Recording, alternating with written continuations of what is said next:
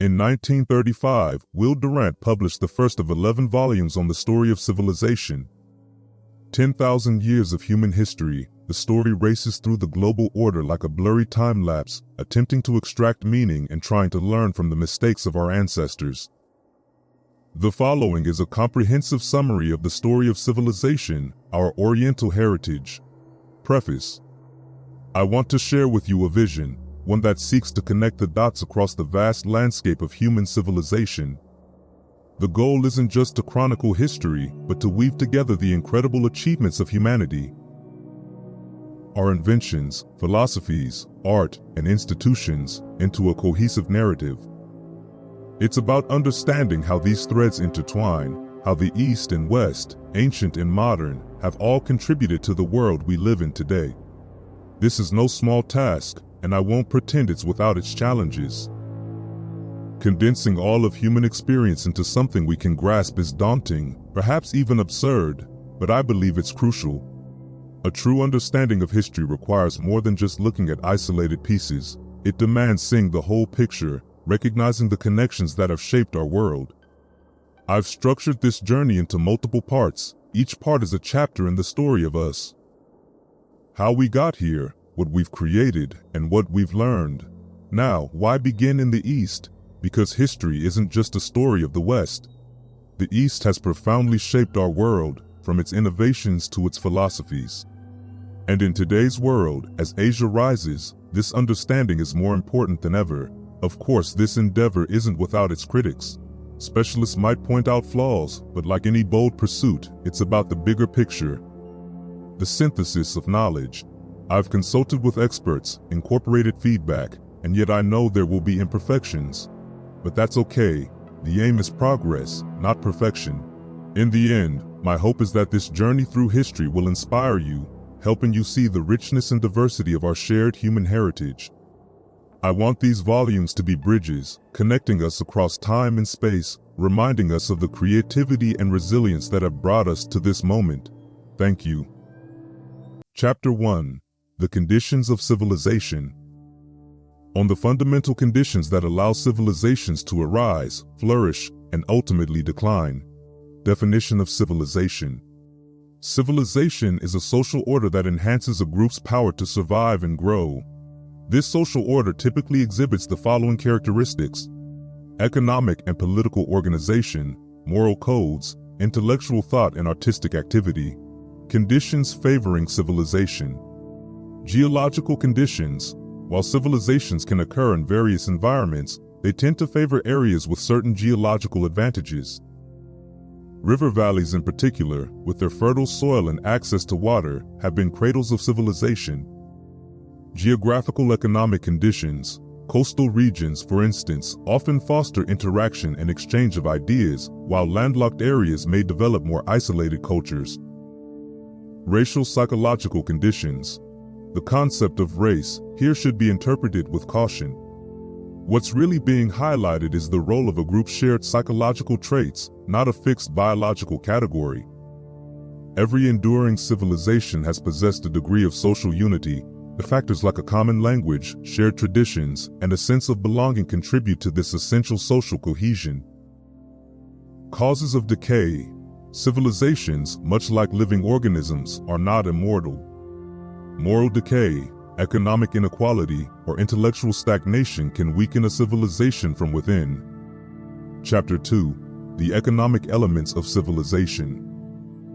Our tale begins with primitive man, living in a precarious balance with nature, focused solely on securing their next meal.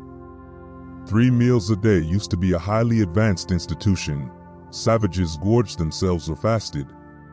The wilder tribes among the American Indians even considered it weak-kneed and unseemly to preserve food for the next day. Old existence revolved around hunting and fishing. Gradually they learned to anticipate the rhythms of nature with startling ingenuity. The Tahitians, for example, put into the water an intoxicating mixture prepared from the hutil nut or the ora plant.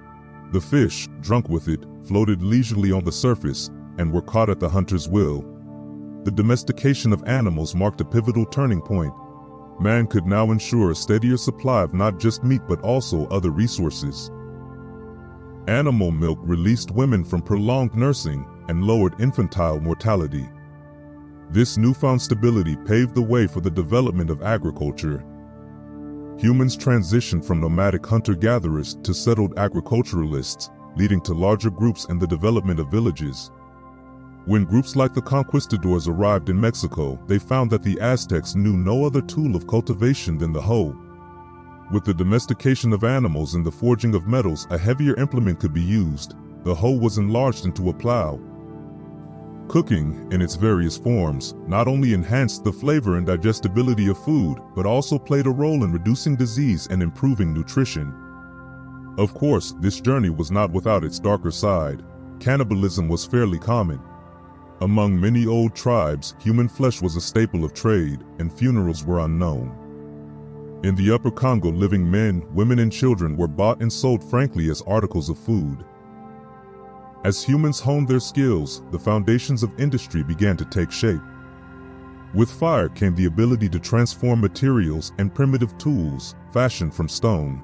Necessity also birthed early forms of weaving and pottery. These crafts, initially basic, addressed fundamental needs.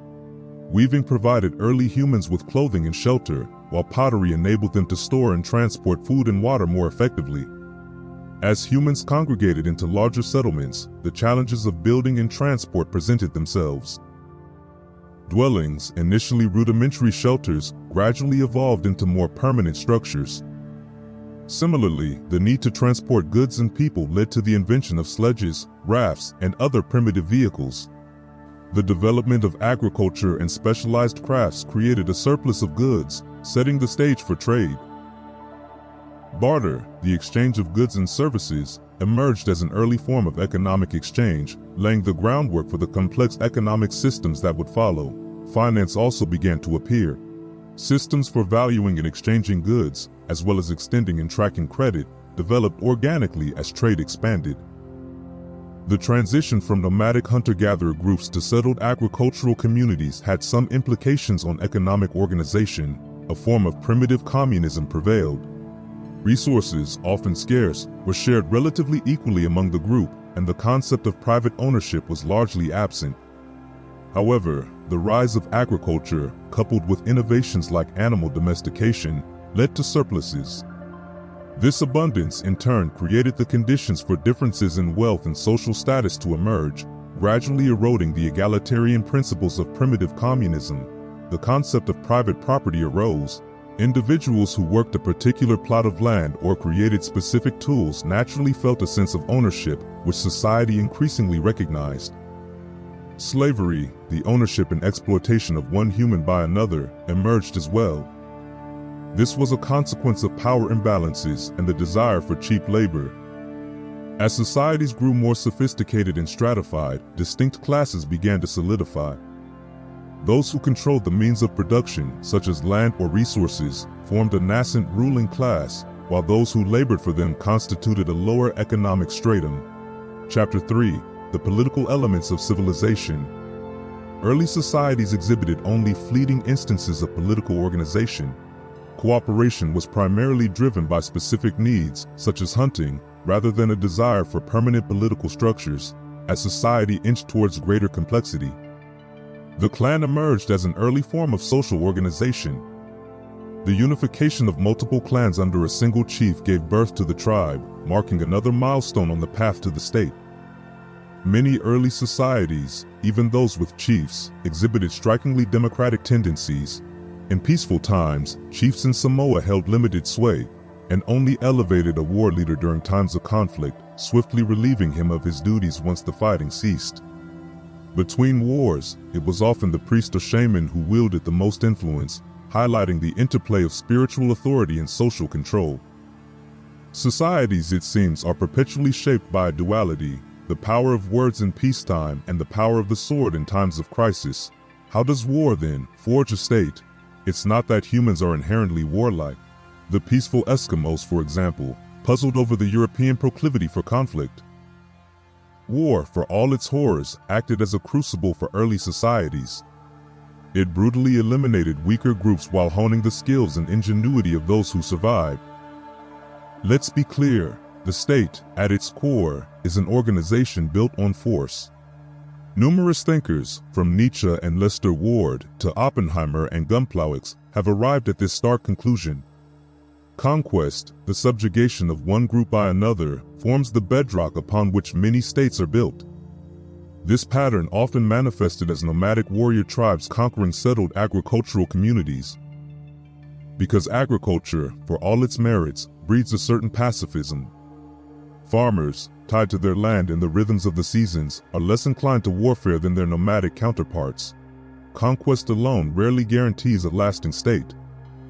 Over time, the violent origins of a state often fade into the background, from vengeance to order. Where there is property, marriage, and government, there will be law. But contrary to what you might assume, the simplest societies often function perfectly well without legal systems. Indigenous communities in South America and the East often relied solely on public opinion and a shared sense of rights to maintain order. To fully grasp the nature of law in early societies, we must consider the role of custom. When bolstered by religious beliefs, customs acquire an even greater force. To defy custom in such societies is to invite not just disapproval, but potential ostracism or worse. Revenge, fines, and the rise of courts. In the earliest stages of legal development, personal revenge serves as the primary response to wrongdoing.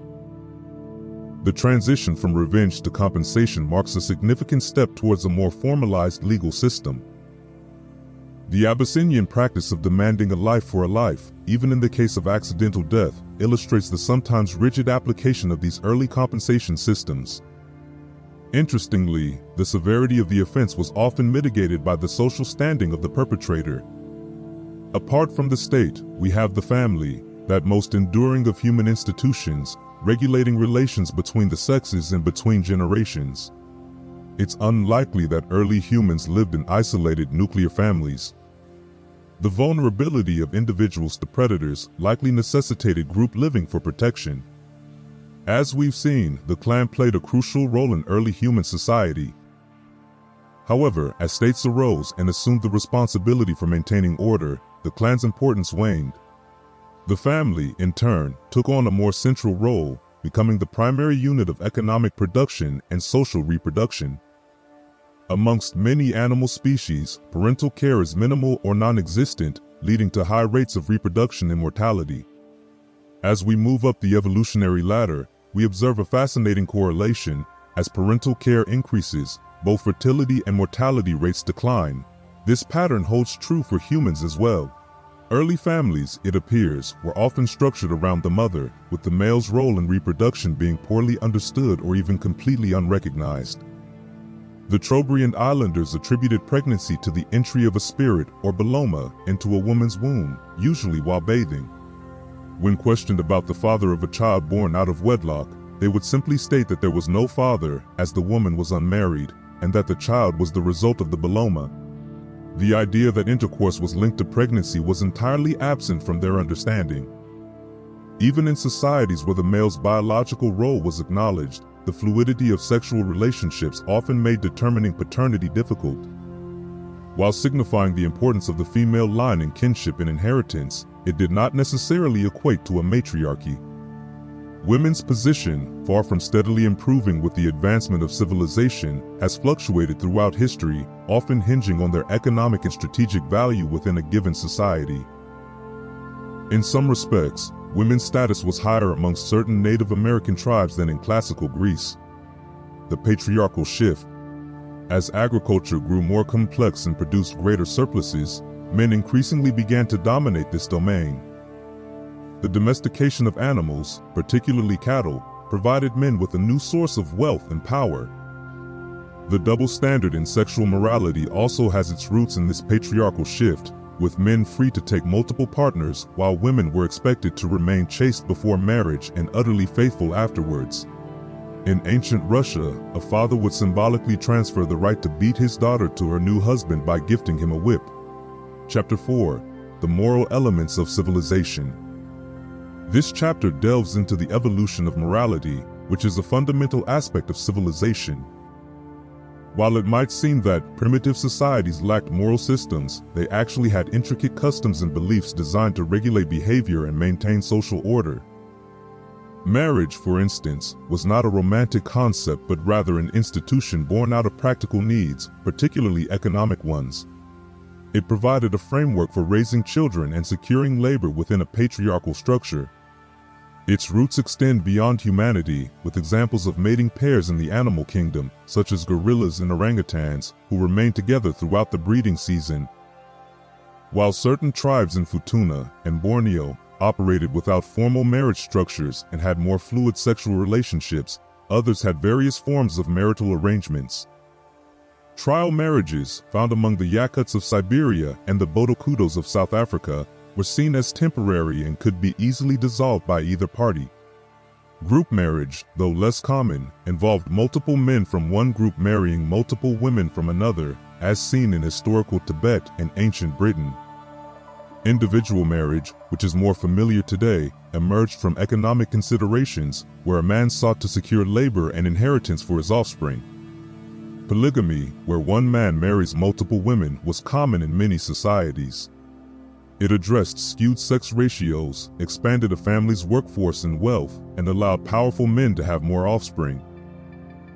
Exogamy, or marrying outside one's clan or tribe, was practiced widely to forge alliances, prevent inbreeding, or due to practices such as wife capture. Marriage by service, where a man worked for his future wife's family, is illustrated by the biblical story of Jacob serving Laban for Leah and Rachel. In some societies, marriage by capture involved forcefully taking a wife from another tribe, while marriage by purchase, where a bride price was paid, became common as societies accumulated wealth. Primitive love played a minimal role in these early marriages, which were primarily economic arrangements. Sexual morality. Primitive societies often differed significantly from our modern conceptions of sexual morality. Their practices, though seemingly permissive, served essential social functions. Sexual relations before marriage were common and not viewed as taboo, as amongst the North American Indians and the Papuans of New Guinea. Prostitution was largely absent in primitive societies and emerged alongside civilization, becoming more common with the rise of property and the decline of premarital freedom. Chastity, surprisingly, was not always considered a virtue. The Kamchattals, virginity was actually viewed as a disadvantage, indicating unpopularity. Hence, the shift from viewing virginity as a disadvantage to a prized virtue likely occurred with the rise of property and patriarchal systems, where a virgin bride fetched a higher price and was more likely to ensure the legitimacy of heirs. The emphasis on female virginity and chastity was not applied to men. Modesty also often emerged alongside practices like virginity and marriage by purchase, serving as a form of social control and potentially delaying sexual maturity in women. The relativity of morals differs significantly across cultures and time periods, demonstrating their adaptability and evolution alongside social and economic changes. On a biological note, despite its cultural relativity, modesty may have contributed to a longer adolescence in women, potentially leading to greater physical and mental development. Adultery was initially viewed as a minor offense and became a serious transgression with the rise of property and the patriarchal view of women as possessions. Divorce was common in many primitive societies, particularly those with more nomadic lifestyles, and became less frequent with the transition to settled agriculture and the family unit becoming central to economic production. Abortion was also practiced in various forms by numerous cultures. Abortion served as a way for women to manage the burdens of motherhood, often in challenging circumstances. Infanticide was frequently practiced on female infants, especially in situations of scarce resources or during nomadic migrations. Social morality. Beyond regulating sexual behavior, primitive moral codes addressed a range of social interactions, promoting cooperation and establishing societal norms. The nature of virtue and vice. What constitutes a virtue or vice is often determined by its benefit or harm to the group, with many vices being remnants of behaviors that were once necessary for survival. Greed. Rooted in the uncertainty of food availability, greed, while potentially problematic, also served as a driver for resourcefulness and innovation. Dishonesty. Less common in early societies with strong communal bonds, dishonesty increased alongside civilization, with larger potential gains from deceit. Violence. An inherent part of the struggle for survival, violence was often addressed through social codes and rituals, with varying degrees of severity and punishment. Homicide. While condemned by most societies, homicide within a tribe was sometimes treated with less severity than in modern times, the Fuegians, for example, merely exiled murderers. Suicide. Often accepted and even expected in certain situations, suicide highlighted the different values placed on individual life in primitive cultures.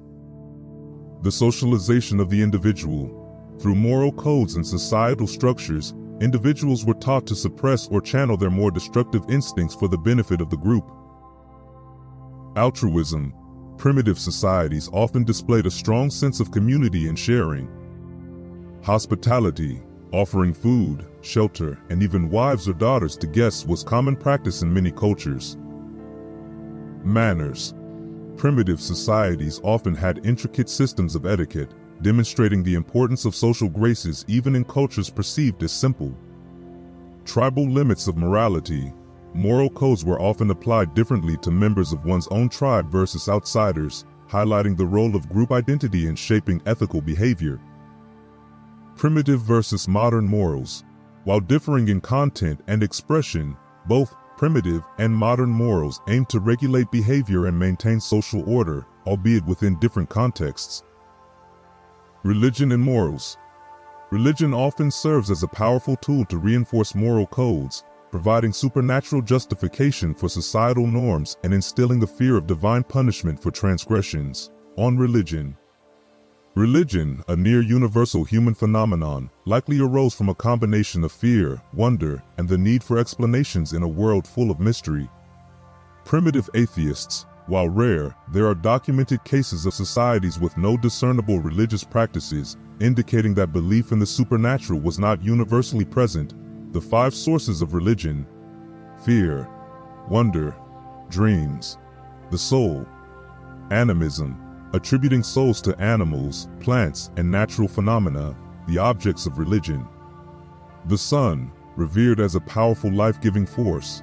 The stars, believed to hold power and influence over human affairs. The earth, as the source of sustenance.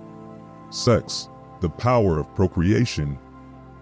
Animals, feared, revered, or seen as embodiments of spiritual power.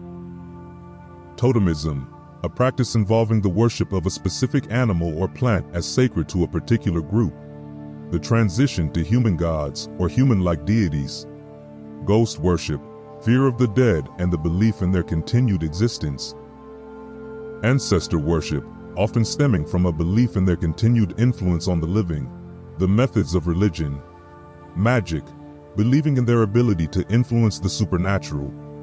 Vegetation rites, rituals and ceremonies to ensure the fertility of the land and abundant harvests. Festivals of license, periods of temporary relaxation of social norms, serve to promote fertility and recall a time of less restricted sexual behavior. Myths of the resurrected god, stories of gods dying and being reborn mirrored natural cycles of growth and decay, providing a comforting narrative of renewal and hope. Priests, a specialized class, acting as intermediaries between the supernatural and human realms, performing rituals and interpreting divine will. The 5 moral functions of religion. Government. Religion often served to legitimize political authority, with rulers claiming divine right or seeking the support of religious leaders. Taboo. The concept of taboo, referring to objects or actions deemed sacred or forbidden. Sexual taboos.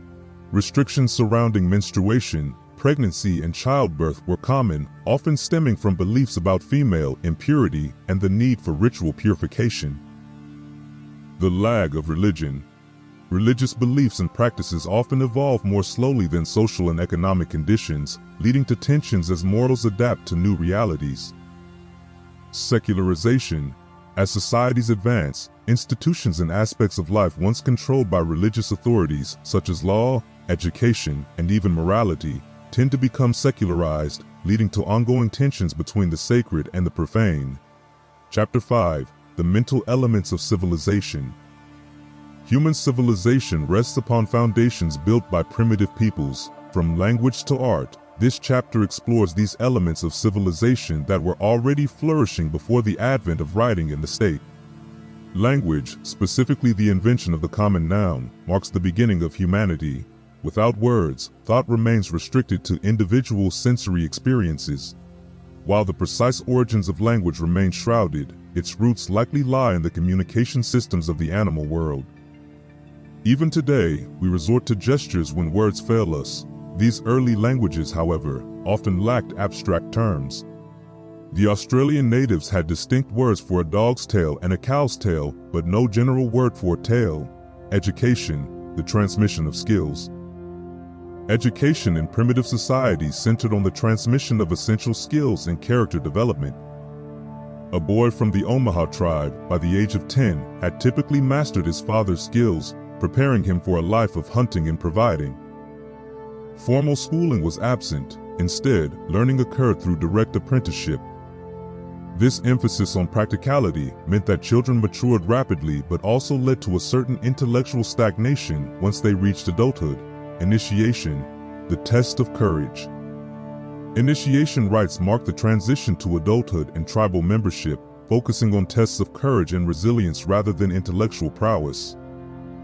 Among the Kafirs, boys endured grueling tasks, sleep deprivation, and merciless whippings as part of their initiation into manhood.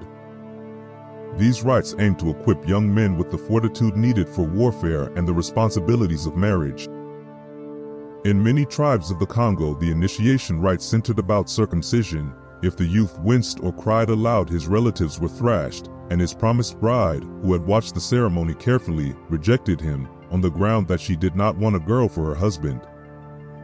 Writing, a late arrival, was largely absent in primitive societies. Lacking written language, they developed strong memories and relied on oral traditions to preserve and transmit knowledge and cultural heritage. An Egyptian legend highlights the perceived threat of writing. When Thoth presented the art of writing to King Thamos, the king condemned it, arguing that it would breed forgetfulness and undermine diligence in learning. Poetry, from magic charms to artistic expression. Literature, initially an oral, began with chants and magical formulas, often recited by priests and passed down through generations. The Greeks attributed the invention of hexameter to the Delphic priests who used it for their oracles. Over time, these sacred origins gave rise to secular roles like the orator, the historian, and the poet. Science. Origins. While formal science emerged later, its seeds were sown in the practical knowledge and ingenuity of primitive peoples. Astronomy arose from the need to track time and seasons for agricultural purposes. The moon, with its cyclical phases, served as an early timekeeper, predating the concept of a year. This practical astronomy soon became intertwined with astrology, reflecting a human fascination with divination and the future. Mathematics, too, arose from practical necessities such as measuring land, medicine, and surgery. Primitive medicine, often practiced by women due to their knowledge of plants and their role as caregivers, relied heavily on a combination of pragmatism and superstition. Diseases were attributed to malevolent spirits, leading to treatments based on exorcism and magical rituals.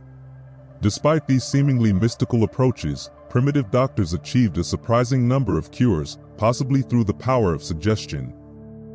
Primitive medicine included a range of medicinal herbs and poisons. Curare, a potent poison, found use both in hunting and as an anesthetic.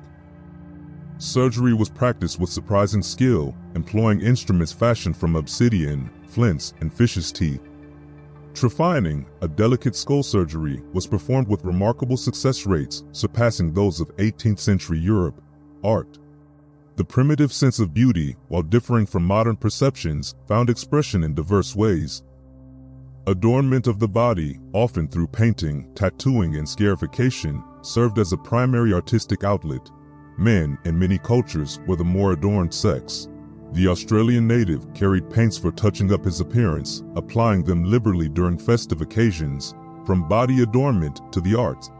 Clothing, in its infancy, served more as adornment than protection. The Fuegians, when gifted red cloth by Darwin for warmth, chose to use it as decoration. The birth of painting, sculpture, and architecture. Painting originated as an embellishment for pottery and other objects. Cave paintings, depicting scenes from the hunt, represent early examples of this art form. Sculpture, like painting, likely evolved from pottery, with figurines serving as amulets and later as purely artistic expressions. Architecture, the art of beautiful building, may have originated with the desire to create impressive tombs, reflecting the importance given to the dead in many primitive societies.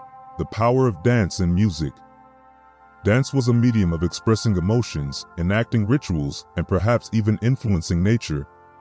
It served as a tool for social cohesion and the transmission of cultural narratives. Music, often inseparable from dance, enhanced the rhythmic movements and heightened the emotional impact. Primitive instruments, though limited in range, displayed remarkable ingenuity in their construction and variety. The seeds of drama. The combination of music, song, and mimetic dance gave birth to dramatic performances. These performances, though simple, often conveyed powerful narratives related to tribal history, myths, and rituals. These savages bequeathed a rich legacy upon which all advancements rest.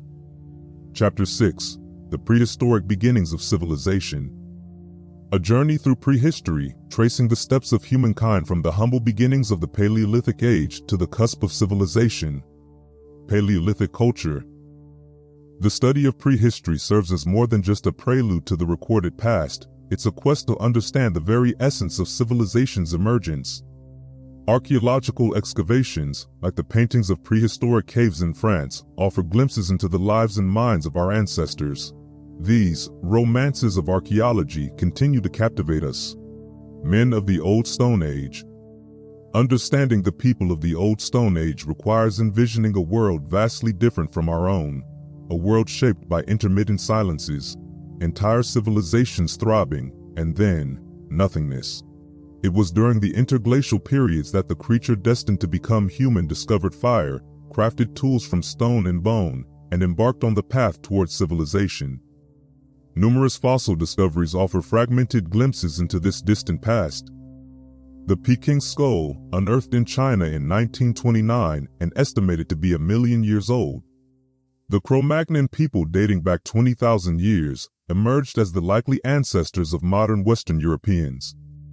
Their unusually complex tools suggest a period of competition, perhaps even conflict, with the Neanderthals, ultimately leading to their dominance and the continuation of their lineage.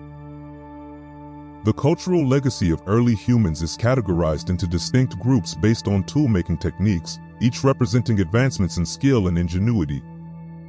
The Chellean culture, dating back 100,000 years, demonstrates a refinement of the basic handheld stone tool. The later Mousterian culture, associated with Neanderthal man, showcases lighter, sharper tools fashioned from large stone flakes. Finally, the Magdalenian culture, flourishing 16,000 years ago, marks a peak of Cro-Magnon development. Alongside an array of delicate ivory utensils, this era gave rise to the astonishing Altamira cave drawings in Spain, the pinnacle of Cro-Magnon artistry. These Paleolithic cultures spanned vast geographical regions and thousands of years. Arts of the Old Stone Age. Beyond rudimentary tools, Paleolithic people left behind an artistic legacy. The Altamira cave paintings, discovered in Spain, depict animals with a level of skill and artistry that challenges the notion of linear artistic progress. The discovery of pigment-filled bone tubes and stone palettes suggests a more widespread practice of art. Neolithic culture. The Neolithic Age, emerging around 8000 BC, ushered in an era of human advancement marked by a shift from hunting and gathering to agriculture. The lake dwellers and the rise of agriculture. The uncovering of submerged villages built on stilts in Swiss lakes in the mid-19th century unveiled the world of the lake dwellers, a Neolithic people who thrived around 8000 BC. The most profound change of the Neolithic era was the advent of agriculture. The lake dwellers cultivated a variety of grains and fruits. Domestication of animals and technological advancement. Concurrent with agriculture, Neolithic people began domesticating animals, further securing their food supply and providing new sources of labor. The dog, the oldest known domesticated animal, appears in remains dating back 8000 BC. Neolithic people developed tools like pulleys, levers, grindstones, and looms. Religion, science, and the dawn of civilization. While direct evidence is scarce, the presence of megalithic structures like Stonehenge suggests the development of organized religion and a fascination with astronomy. Neolithic people also exhibited a rudimentary understanding of medicine and surgery. Trephined skulls, showing signs of healing, demonstrate a surprising level of surgical skill. In essence, the Neolithic age laid the groundwork for civilization. What remained were the crucial elements of metalworking, writing, and the organized state, the transition to history, the coming of metals. While the exact timeline remains uncertain, the use of metals began towards the end of the Neolithic period, 4000 BC. The discovery of smelting, the process of extracting metals from ore, was around 3500 BC in the eastern Mediterranean. In 3000 BC, bronze first appeared in Crete. Iron, despite its abundance, emerged much later than copper and bronze. Wrought iron, created by heating and hammering iron ore, appears around 1350 BC in Palestine, eventually spreading throughout the Mediterranean and beyond. Writing. The origins of writing likely lie in the markings found on Neolithic pottery. The earliest known written symbols, dating back to 5000 BC, are found throughout the Mediterranean region. In Egypt, 3000 BC, the final step in this evolution was the development of the alphabet, a system where symbols represent individual sounds. Lost civilizations. The transition to history coincides with the possibility of lost civilizations, cultures that flourished and vanished, leaving behind only whispers and myths and legends. The legend of Atlantis, a technologically advanced civilization swallowed by the sea. While often dismissed as myth, the discovery of submerged landmasses and the intriguing similarities between ancient cultures separated by vast oceans fuel speculation about ancient connections and lost civilizations, the cradles of civilization. The question of where civilization first arose remains a subject of ongoing debate. Evidence points to Central Asia. From this Central Asian origin, driven perhaps by climate change or the pursuit of resources, these early civilizations spread their influence eastward to China, southward to India, and westward to Elam, Sumeria, and eventually Egypt.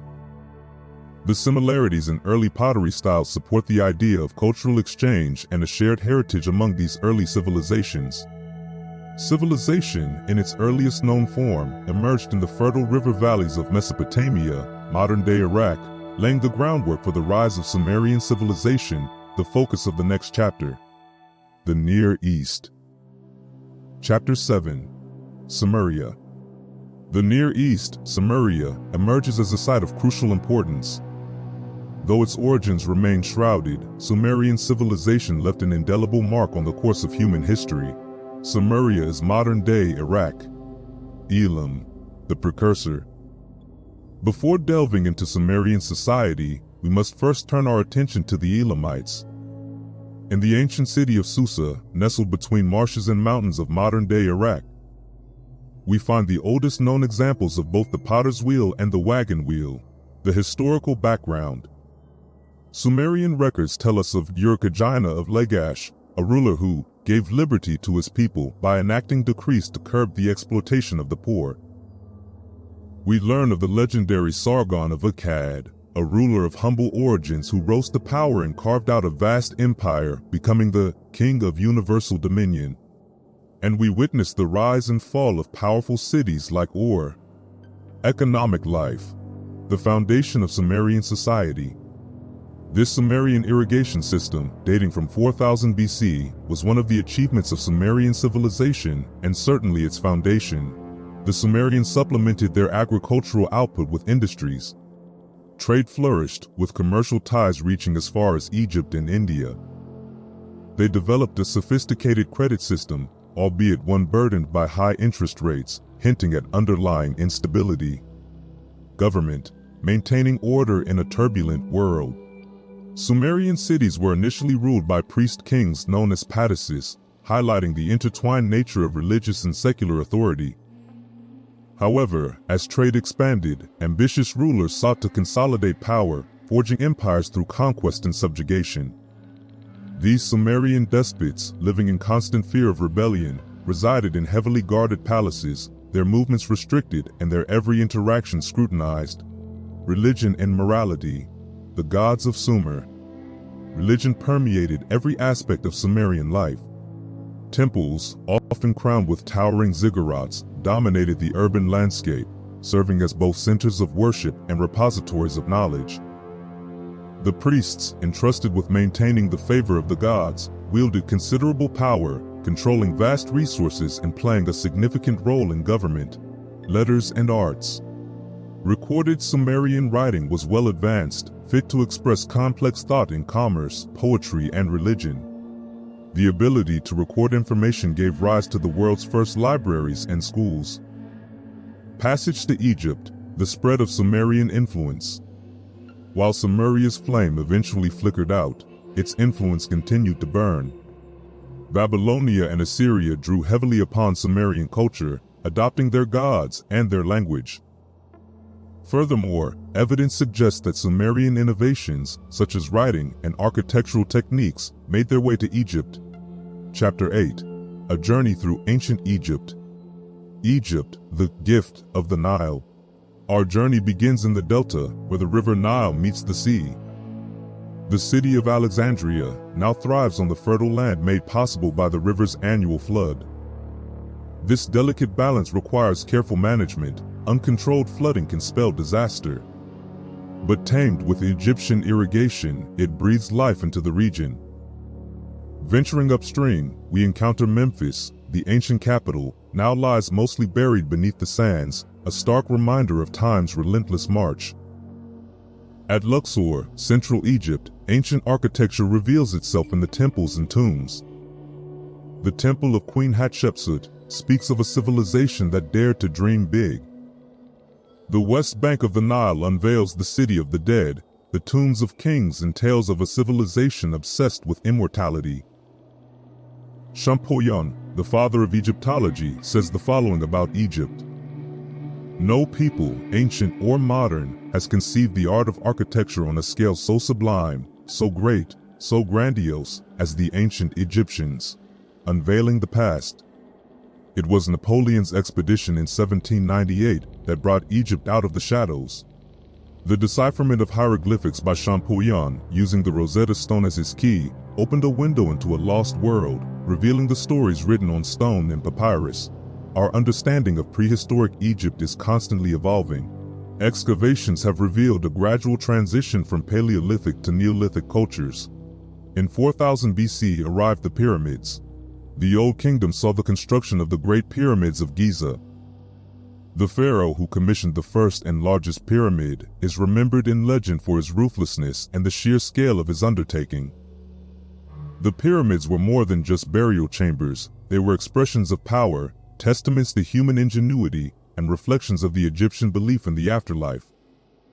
Following the Old Kingdom's collapse, Egypt entered a feudal period marked by decentralized rule and political instability. The 12th dynasty ushered in a period of renewed prosperity and artistic achievement. The Hyksos invasion, however, brought this era to an abrupt end, plunging Egypt into darkness and subjugation.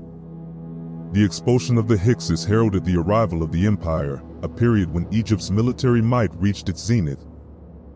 Thutmose III, a brilliant strategist and administrator, expanded Egypt's borders through a series of successful campaigns, transforming Egypt into a dominant force in the Mediterranean world. Under Amenhotep III, Egypt basked in the spoils of conquest, Thebes, the new capital, becoming a vibrant center of trade and culture, its palaces and temples radiating opulence. Life on the Nile, the fabric of Egyptian civilization. Behind the imposing facades of temples and the gilded lives of pharaohs was a society built on the backs of farmers, artisans, and laborers. Herodotus, observing Egyptian life in the 5th century BC, painted a somewhat idyllic picture of peasants reaping the rewards of the Nile's bounty. The reality, however, was harsher. Farmers toiled under a system where the pharaoh owned all land, extracting a hefty portion of their produce as tax. Despite the hardships, a thriving industry supported the empire. From mines in distant lands, Egyptians extracted gold, copper, and precious stones, fueling the creation of exquisite jewelry and decorative objects. Skilled artisans transformed papyrus into paper, wove fine linen, and mastered the art of glassmaking. Egyptian society relied on a well-structured bureaucratic system, with scribes forming its backbone. These record keepers documented every aspect of Egyptian life, from tax collection to legal disputes. A sophisticated legal system, boasting the world's oldest known legal document. The pharaoh, perceived as a divine ruler descended from the gods, held ultimate power, his authority bolstered by a powerful priesthood and a loyal bureaucracy. Morality in ancient Egypt was a combination of pragmatism, religious belief, and human passion. While royal incest was not uncommon, stemming from a desire to maintain a pure bloodline, ordinary Egyptians generally adhered to monogamous relationships. Women enjoyed a surprisingly high social standing, engaging in trade, owning property, and even, in rare instances like Cleopatra, ascending to the throne.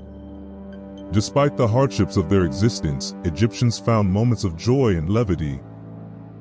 The discovery of satirical writings and humorous depictions of the gods reminds us that beneath the veneer of solemnity lay a capacity for laughter and lightheartedness. Education played a crucial role in maintaining order and transmitting knowledge. Scribes trained from a young age formed the educated elite, ensuring the functioning of the bureaucracy and preserving Egypt's cultural heritage. Voices from the past, literature and science. Egyptian literature, preserved on papyrus scrolls, offers a window into the minds and hearts of this ancient people.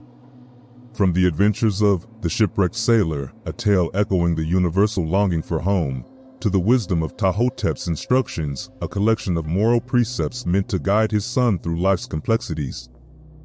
Egyptian writers explored themes of adventure, morality, and the human condition. Love poems, imbued with a directness and passion that transcends time, remind us that beneath the weight of tradition, the Egyptian heart yearned for connection and intimacy. The Egyptians' reliance on the Nile's floods led to the development of mathematics, geometry, and astronomy. Their observation of the stars resulted in the creation of a sophisticated calendar. Egyptian medicine, though deeply intertwined with magic and superstition, achieved remarkable feats. The Edwin Smith Papyrus, the oldest known surgical treatise, reveals an advanced understanding of anatomy and surgical techniques. Although amulets and incantations still remain popular among the masses. Expressions of the soul, the enduring power of Egyptian art. Egyptian art, bound to religious beliefs and fueled by the wealth of the empire, reached heights of grandeur and sophistication seldom equaled in human history. Monumental architecture was used to convey the power of the pharaohs and the presence of gods. Egyptian sculpture, ranging from the Sphinx to the seated scribe, captured the human form and spirit with a timeless quality. Questioning the gods. The reign of Amenhotep IV, who took the name Akhenaten, marked a radical departure from traditional Egyptian religion. Disgusted by the priestly corruption and the opulent rituals surrounding the god Amon-Re, Akhenaten introduced a new, monotheistic faith centered on Aten, the sun disk. His hymn to the sun stands as one of history's earliest expressions of monotheism, predating the Book of Isaiah by centuries. These reforms, however, proved too radical for Egypt to embrace. The suppression of the old gods and his abandonment of Thebes, the traditional capital, alienated the powerful priesthood and sowed the seeds of discontent. Despite the artistic flourishing that accompanied his reign, exemplified by the naturalistic beauty of the Tel El Amarna style, Akhenaten's empire crumbled under the weight of internal strife and external pressures. Following his death, the priesthood reasserted its authority, erasing Akhenaten's name from monuments and consigning him to the dustbin of history as a heretic. Ramesses II, the last of Egypt's great pharaohs, restored order and led military campaigns that temporarily revived Egypt's fortunes. His reign, however, marked the beginning of Egypt's slow decline. The priesthood, amassing vast wealth and wielding considerable power, gradually eroded the pharaoh's authority, transforming Egypt into a stagnant theocracy. Weakened by internal divisions and burdened by a bloated priesthood, Egypt fell prey to a series of foreign invasions. Libyans, Ethiopians, Assyrians, and Persians took turns exploiting Egypt's vulnerability, each conquest chipping away at its once mighty empire. Alexander's conquest in 332 BC extinguished the remaining flames of Egyptian independence. Egypt's enduring legacy.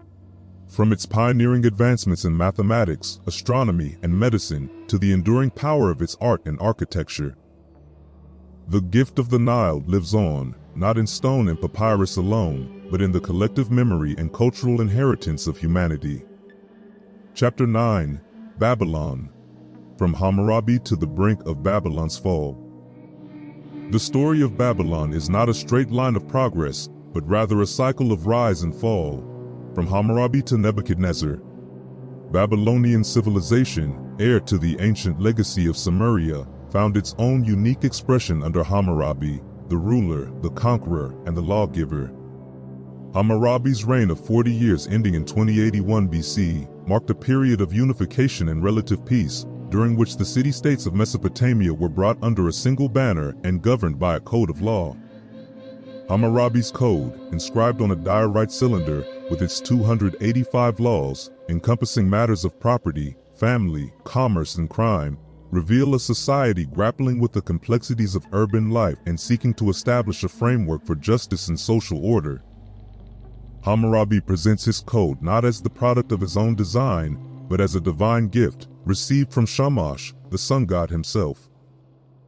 When Anu and Bel called me, Hammurabi, the exalted prince, the worshipper of the gods, to cause justice to prevail in the land, to destroy the wicked and the evil, to prevent the strong from oppressing the weak, to enlighten the land, and to further the welfare of the people. Yet, despite its divine packaging, the Hammurabi Code is strikingly secular in its pronouncements, addressing concerns with a pragmatic directness. It attempts to regulate commerce, define contracts, and protect property rights, revealing the centrality of trade to Babylonian life. At the same time, it retains elements of primal harshness. Like the lex talionis, the law of retaliation, if a man knocks out the tooth of a man in his own rank, they shall knock out his tooth. Eventually the Kassites, a hardy mountain tribe, emerged from the eastern frontiers to challenge Babylonian dominance. Their conquest, occurring shortly after Hammurabi's death, led to centuries of instability and cultural stagnation. 1,400 years after Hammurabi, in 600 BC, Nebuchadnezzar, the second of his name, the most powerful Babylonian ruler since Hammurabi, would restore the empire to its former glory. Nebuchadnezzar's reign marked a period of renewed economic prosperity, architectural splendor, and military expansion. Yet, his reign also foreshadowed the empire's eventual decline. The seeds of decay, sown in the soil of excessive wealth, burgeoning bureaucracy, and a widening gap between the elite and the common people, would ultimately bear bitter fruit in the empire's final collapse. The toilers. Beneath the grandeur of Babylon's palaces and temples, the daily life of its inhabitants unfolded in acts of labor, trade, and religious observance. The majority of Babylonians, far removed from the luxuries of the elite, toiled to maintain the machinery of this civilization. Agriculture formed the backbone of the economy, its rhythms dictated by the annual flooding of the Tigris and Euphrates. Farmers, both free and enslaved, cultivated a variety of crops. Ox-drawn plows, equipped with seeding tubes, tilled the land, and a complex network of canals and reservoirs, some dating back to the time of Hammurabi, channeled the rivers to the fields. Beyond the fields, in the marketplaces of Babylon, metal workers forged tools and weapons, while weavers crafted fine cotton. Trade, both local and international, animated Babylonian society. Babylon grew wealthy as the commercial hub of the Near East. Caravans traversed the empire's roads, while ships in the Euphrates transported grain and luxury goods from the Persian Gulf to the Mediterranean Sea. This commercial life, however, was not without its perils. Robbers preyed on caravans in remote regions, while pirates awaited in the open sea. To mitigate these risks, merchants banded together in guilds, pooling their resources and providing mutual protection. The Babylonian economy, fueled by trade and underpinned by a sophisticated system of credit, relied heavily on silver as a medium of exchange. While coinage had not yet been invented, silver ingots, carefully weighed at each transaction, served as a standard of value. Loans, used to finance business ventures, came at a steep price, with interest rates fixed by law at 20%. This system, while facilitating commerce, also gave rise to a class of wealthy moneylenders whose power rivaled that of the aristocracy and whose practices often exploited the misfortunes of the less fortunate. A plague of usury was the price that Babylonian industry, like our own, paid for the fertilizing activity of a complex credit system, Durant writes, highlighting a recurring theme in the history of civilizations, the law. As in any complex society, the maintenance of order in Babylon required a comprehensive legal framework. The Code of Hammurabi, originating centuries earlier, remained a cornerstone of Babylonian jurisprudence, its principles adapted to suit the evolving needs of the empire. The code's pronouncements on legal matters reflect a society grappling with issues of justice, social hierarchy, and the rights of individuals. While acknowledging the king as the ultimate source of authority, the code also recognizes the importance of due process, even for the lowliest members of society. Let any oppressed man who has a cause come before my image as king of righteousness, Hammurabi proclaims. Let him read the inscription on my monument, let him give heed to my weighty words. And may my monument enlighten him as to his cause, and may he understand his case. The code also reveals the patriarchal nature of Babylonian society, with women occupying a subordinate legal status. Adultery carried far harsher penalties for women than for men. A wife could be forced to undergo trial by ordeal, throwing herself into the sacred river, her fate left to the whims of the gods. Men, on the other hand, enjoyed greater latitude in both marriage and divorce. A husband could divorce his wife with relative ease, merely by returning her dowry and declaring, "Thou art not my wife." Despite its inherent biases, the code represents an attempt to codify law and establish a framework for justice. Its influence extended far beyond Babylon's borders, shaping legal thought throughout the ancient Near East. The gods of Babylon. The Babylonians, heirs to a rich history of Sumerian beliefs, embraced a vast pantheon of deities.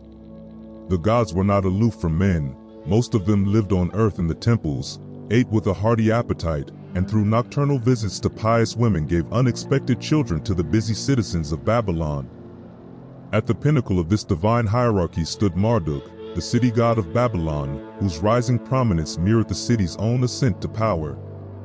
Marduk, originally a solar deity, gradually assumed the mantle of a supreme god, his authority encompassing the heavens, the earth, and the underworld. Kings derived their legitimacy from him, laws were proclaimed in his name, and the grandest temples were erected in his honor. Yet, Marduk's preeminence did not diminish the importance of other deities in the Babylonian worldview. Ishtar, goddess of love, fertility, and war, commanded widespread devotion, her captivating and often contradictory nature reflected in myths and rituals that celebrated both the life-giving and destructive aspects of feminine power. She was the goddess of war as well as of love, of prostitutes as well as of mothers. The morals of Babylon. While the Code of Hammurabi outlined a strict code of conduct, particularly regarding sexual fidelity within marriage, Babylonian society, especially in its later periods, developed a reputation for a more relaxed approach to personal behavior. One of the most startling aspects of Babylonian life, at least to outside observers, was the practice of sacred prostitution, a custom documented by the Greek historian Herodotus. According to his account, women, as part of their religious obligations, were expected to engage in ritual intercourse with strangers at the temple of Ishtar.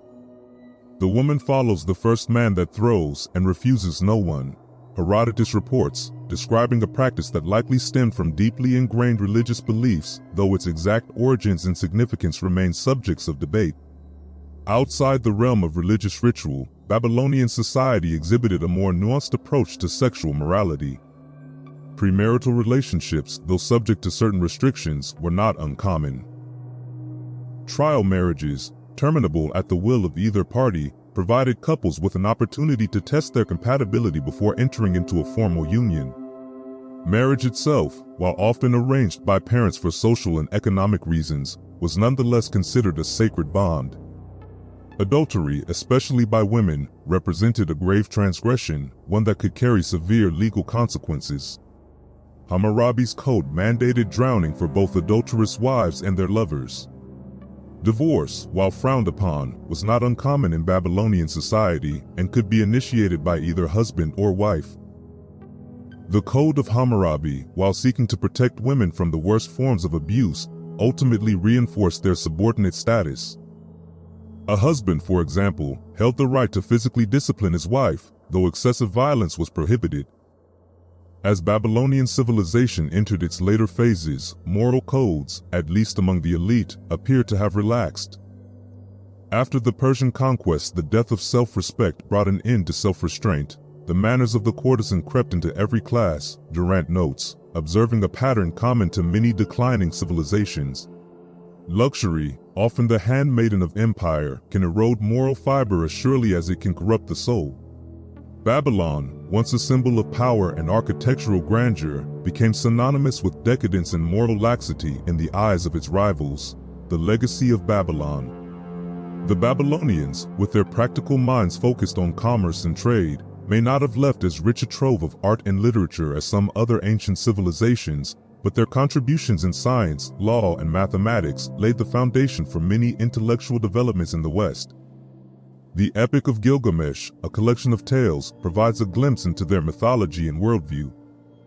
As Gilgamesh says, "All things he saw, even to the ends of the earth, he underwent all, learned to know all.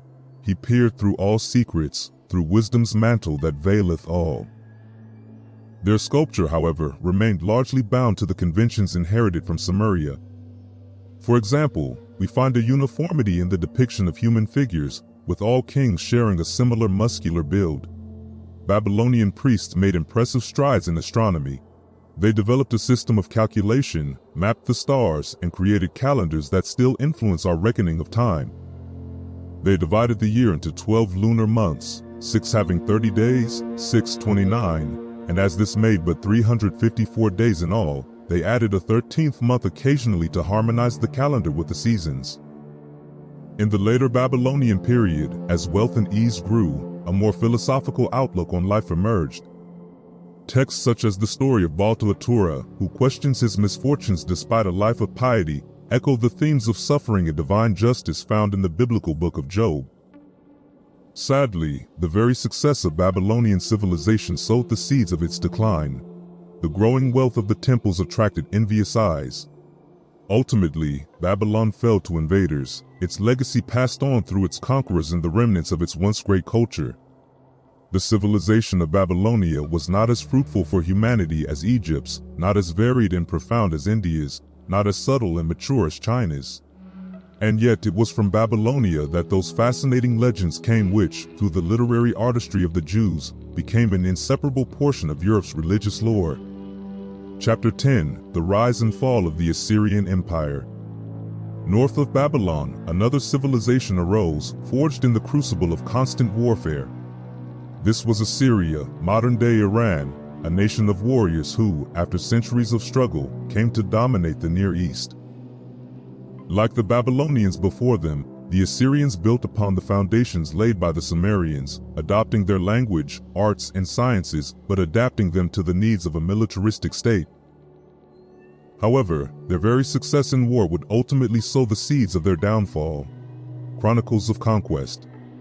Assyria's story is one of constant warfare. One by one, Assyrian kings extended their reach, subduing neighboring city-states and amassing wealth and power.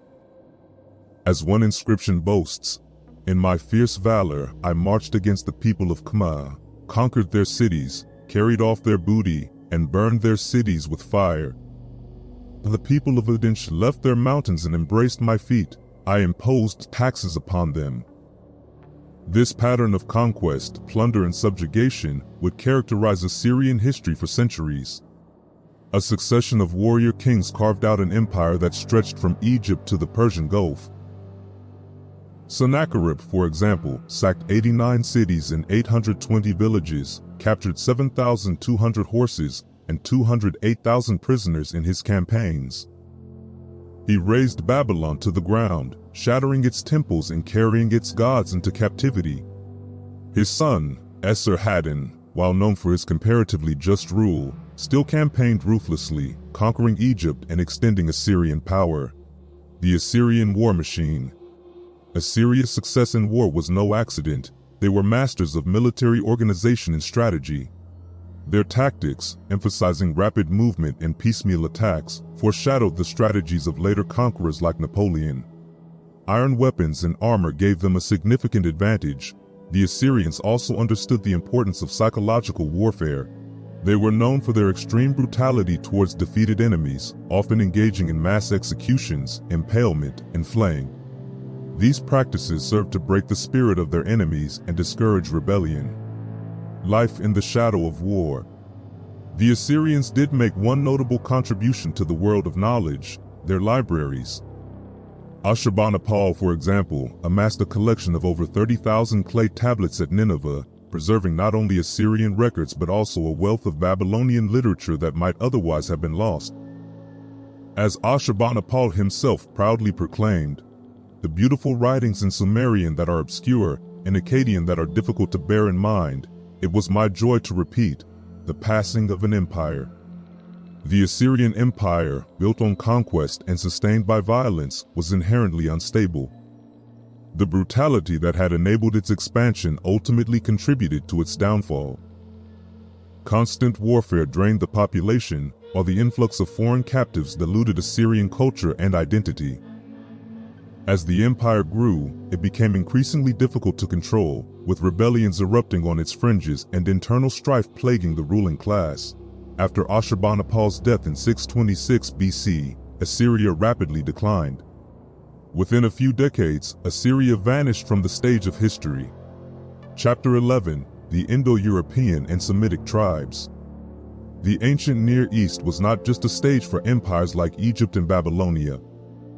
Indo-European people pushed in from the north and west, and Semitic tribes migrated from the Arabian heartland. These groups, often overlooked in the grand narratives of empires rising and falling, also played a role in shaping the cultural landscape of the region, serving as conduits of trade, innovation, and religious ideas. The Indo-Europeans. Among the earliest Indo-European arrivals in the Near East were the Mitannians. Though not major players on the political stage, they are significant for their worship of gods like Mithra, Indra, and Varuna, deities who would later feature prominently in Persian and Indian religion, offering clues to the migratory paths of these ancient peoples.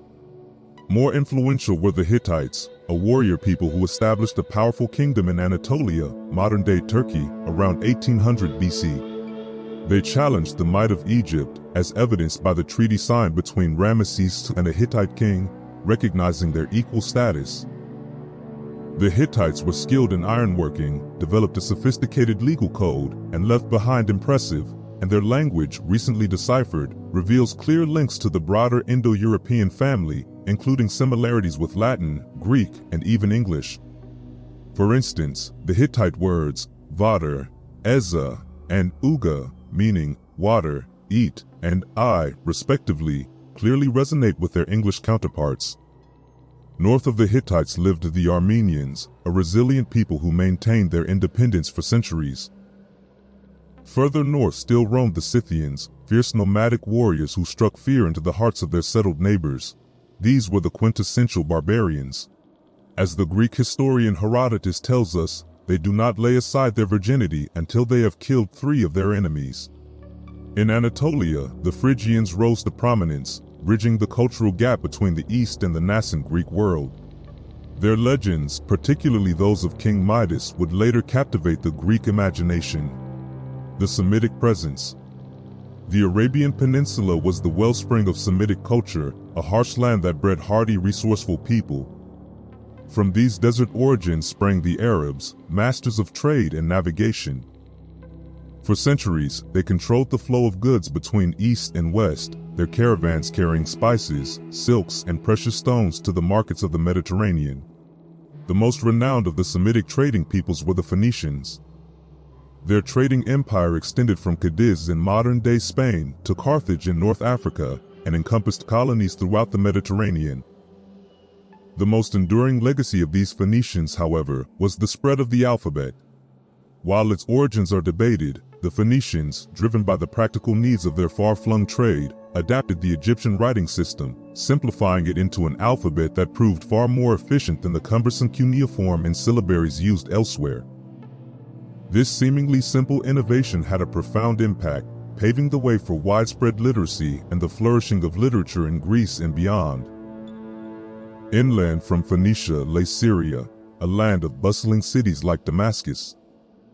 The Syrians, like many of their neighbors, worshipped a pantheon of gods and goddesses, including Astarte, the equivalent of Ishtar, and her lover Adani. Their myths and rituals, often involving sacred prostitution and the symbolic death and resurrection of Adani. The ancient Near East was far more diverse than the empires that often dominate our historical imagination. It was a region where Indo-European and Semitic peoples interacted and clashed, where trade routes became conduits for cultural exchange, and where the seeds of future civilizations were sown. Chapter 12. The Story of Judea, a Land of Promise and Strife. The story of Judea, a land no bigger than a postage stamp on the map of the ancient world, is a testament to the power of belief, the resilience of a people, and the enduring legacy of a book. Nestled between the empires of Egypt and Mesopotamia, modern-day Iraq, Judea's history was a tumultuous dance between conquest and resistance, prosperity and desolation. The Promised Land. The geography of Palestine, a strip of land wedged between the Mediterranean Sea and the Arabian Desert, influenced the destiny of the Jewish people. As the Bible and Josephus tell us, ancient Palestine was a verdant land, abundant in crops and fruits, a stark contrast to the barren wastes that greeted those who returned to their ancestral home centuries later. But the story of Judea stretches far back beyond the biblical narrative, as evidenced by the discovery of Neanderthal remains near the Sea of Galilee and Neolithic settlements at Jericho, dating back to the Bronze Age. The Bible itself, often dismissed as mere myth, finds increasing corroboration in archaeological discoveries. For instance, the mention of Amraphel, king of Shinar, in Genesis likely refers to Amarpal, the father of Hammurabi, placing the patriarchs in the heart of the Mesopotamian world. The arrival of the Jews in Egypt, their purported enslavement, and their exodus under the leadership of Moses remain shrouded in mystery. While the Bible speaks of a great multitude fleeing Egypt, it is likely that the initial migration was modest, with their numbers swelling due to a high birth rate. The story of Moses himself, though absent in the writings of early prophets, holds a powerful resonance, suggesting a real historical figure behind the legends. Their 40 years of wandering in the desert, once deemed implausible, now appear plausible considering their nomadic past. And their conquest of Canaan, far from a bloodless affair, was a brutal assertion of dominance as recounted in the book of Joshua, where we read of the slaughter of entire cities. Solomon in all his glory. The Jews, a Semitic people, were not a homogeneous group but a mix of various stocks, bound together by their shared history and religious beliefs. Their appearance, as depicted in Egyptian and Assyrian reliefs, bears a striking resemblance to their modern descendants: the prominent nose, the high cheekbones, features that have persisted through millennia of intermingling. Their language, Hebrew, was a vibrant tongue, similar to Phoenician and Moabite, using an alphabet that some scholars believe to be the oldest known. Initially, the 12 tribes of Israel remained loosely connected, governed by judges, essentially tribal chieftains, during times of peace.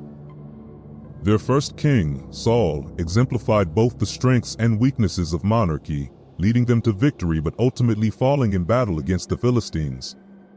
David, his successor, was a figure of contradictions, a valiant warrior, a gifted musician, a ruthless conqueror, and a man capable of great compassion. His son Solomon, inheriting a unified kingdom, ushered in an era of unprecedented peace and prosperity. Through shrewd diplomacy and trade alliances with Tyre, Solomon transformed Jerusalem into a bustling commercial center. His wealth, legendary even in antiquity, was used to strengthen his government, build a magnificent temple for Yahweh, and construct a lavish palace for himself, the God of hosts. The building of Solomon's temple marked a turning point in the religious development of the Jews. Their early beliefs, rooted in the harsh realities of nomadic life, reflected a pantheon of gods and spirits, including remnants of animal worship, such as the veneration of the golden calf. Serpent worship, often associated with fertility and wisdom, was also prevalent. Baal, the Canaanite god of fertility, was also incorporated into their pantheon. Magic and divination, often condemned by the priests, remained popular among the people. Gradually, however, the worship of Yahweh, a god initially associated with thunder and war, gained ascendancy. As depicted in the Bible, Yahweh was a complex and often contradictory figure, capable of great wrath and unexpected mercy. He was a jealous god, demanding exclusive loyalty from his followers and commanding the destruction of rival deities. Yet, he was also open to persuasion, as evidenced by Abraham's plea for Sodom and Gomorrah. This gradual shift from polytheism to a belief in one supreme God, known as henotheism, distinguished the Hebrew religion from its neighbors. Unlike the elaborate rituals and joyous festivals of Egypt and Babylonia, the worship of Yahweh was somber and austere. The first radicals. The seeds of social unrest sown during Solomon's reign blossomed into open conflict after his death. The division of the kingdom into Israel in the north and Judah in the south exacerbated political tensions and weakened their ability to resist external threats. It was in this cauldron of social upheaval and religious uncertainty that the prophets emerged. These were not just soothsayers or fortune-tellers, but fiery social critics who challenged the corruption of the ruling classes and the hypocrisy of the wealthy. Amos, a shepherd from the south, denounced the luxurious lifestyles of the elite in SUMERIA, proclaiming, "Woe to them that are at ease in Zion, that lie upon beds of ivory, and stretch themselves upon their couches, and eat the lambs out of the flock, that drink wine in bowls, and anoint themselves with the chief ointments." Isaiah, a more politically astute figure, recognized the futility of resisting Assyrian might and urged his people to seek peace. However, he too reserved his harshest words for those who exploited the poor, proclaiming, "Woe unto them that join house to house, that lay field to field, till there be no place. Woe unto them that decree unrighteous decrees to turn aside the needy from judgment, and to take away the right from the poor of my people, that widows may be their prey, and that they may rob the fatherless." The prophets, though often ignored in their own time, left an indelible mark on Jewish thought. They gave voice to the voiceless, challenged the status quo, and planted the seeds of social justice that would blossom in the teachings of Jesus and inspire social reformers throughout history. The death and resurrection of Jerusalem. The pronouncements of the prophets, though largely unheeded, had a profound impact on the development of Jewish religious thought. Their emphasis on social justice, their condemnation of empty rituals, and their call for a return to a pure form of Yahwism resonated with a growing segment of the priesthood. This led to a deliberate effort to codify their beliefs and traditions into a written form, a body of law that would serve as both a guide to conduct and a bulwark against assimilation. This Book of the Covenant was likely an early form of this. Its public reading had a galvanizing effect, leading to a religious revival and the suppression of rival cults. However, this newfound piety did little to stem the tide of political misfortune. The fall of Nineveh, predicted by the prophets, left a power vacuum that was quickly filled by the rising Babylonian Empire. Despite the warnings of Jeremiah, who urged submission to Babylonian might, the leaders of Judah persisted in their resistance. The result was the destruction of Jerusalem, the razing of Solomon's temple, and the exile of the Jewish elite to Babylon. Jeremiah, though accused of treason, emerged as a tragic figure, lamenting the destruction he had foreseen and expressing his sorrow in words that would resonate with future generations. Ezekiel, preaching to the exiles in Babylon, offered a message of hope, predicting the eventual restoration of Jerusalem and the rebuilding of the temple. The most enduring legacy of the Babylonian captivity, however, came from an unknown prophet, later dubbed the Second Isaiah. Writing for a generation that had grown disillusioned and assimilated, he offered a message of comfort and hope. He proclaimed Yahweh as the one true God, not just the God of Israel, but the creator of all things. He spoke of a coming Messiah, a suffering servant who would redeem his people through self-sacrifice, prefiguring Christian theology. The liberation of the Jews by Cyrus the Great, allowing them to return to Jerusalem and rebuild their temple, was a testament to the power of belief and the resilience of a people. Though a shadow of its former self, Jerusalem once again became a center of Jewish life, a beacon of hope for a people scattered but not broken. The people of the book. The return to Jerusalem marked a new chapter in Jewish history. Lacking the resources to rebuild as a military power, they turned inward, focusing on their religious identity and their unique relationship with their God. The Book of the Law, an expanded version of the earlier Book of the Covenant, became their constitution, their guide to life, and the cement that would bind them together through centuries of dispersal. This Book of the Law, now recognized as the Pentateuch, shared similarities with Babylonian and Sumerian tales, recast in a uniquely Hebrew mold. The story of the flood, a universal myth, served as a reminder of human fallibility and divine justice. At the heart of the Pentateuch lay the Mosaic Code, a comprehensive set of laws governing every aspect of life, from diet and hygiene to criminal justice and social welfare. Its emphasis on cleanliness and hygiene, particularly evident in its regulations concerning leprosy and other diseases, set the ancient Hebrews apart as pioneers in public health. The Ten Commandments, enshrined within the Mosaic Code, became the cornerstone of Jewish morality. They established Yahweh as the one true God, forbidding the worship of idols. They sanctified the Sabbath, a day of rest. They emphasized the importance of family, honoring parents and upholding the sanctity of marriage. The Mosaic Code, though far from perfect and often disregarded, provided a framework for social cohesion and moral conduct. Its emphasis on charity, its concern for the poor and the stranger, and its call for justice resonated throughout Jewish history, shaping their ethical outlook. The literature and philosophy of the Bible. The Old Testament, however, is much more than just a book of laws. It is a rich collection of history, poetry, and philosophy. The historical books, though compiled centuries after the events they describe, offer vivid portraits of Saul, David, and Solomon, capturing the drama of royal courts and the battlefield. The Psalms, a collection of hymns and prayers, express the full gamut of human emotion, from despair and doubt to joy and exultation. The Book of Proverbs, a collection of wisdom sayings, offers practical advice on life, emphasizing the virtues of hard work, prudence, and righteousness. The advent of Alexander the Great, conquering Jerusalem without a fight, marked the beginning of a new era for the Jews. Chapter 13. The Persian Empire. In 837 BC, Indo-Europeans, hailing from the Caspian Sea's shores, established their domain in the mountainous region we now call Persia, modern-day Iran. The rise and fall of the Medes.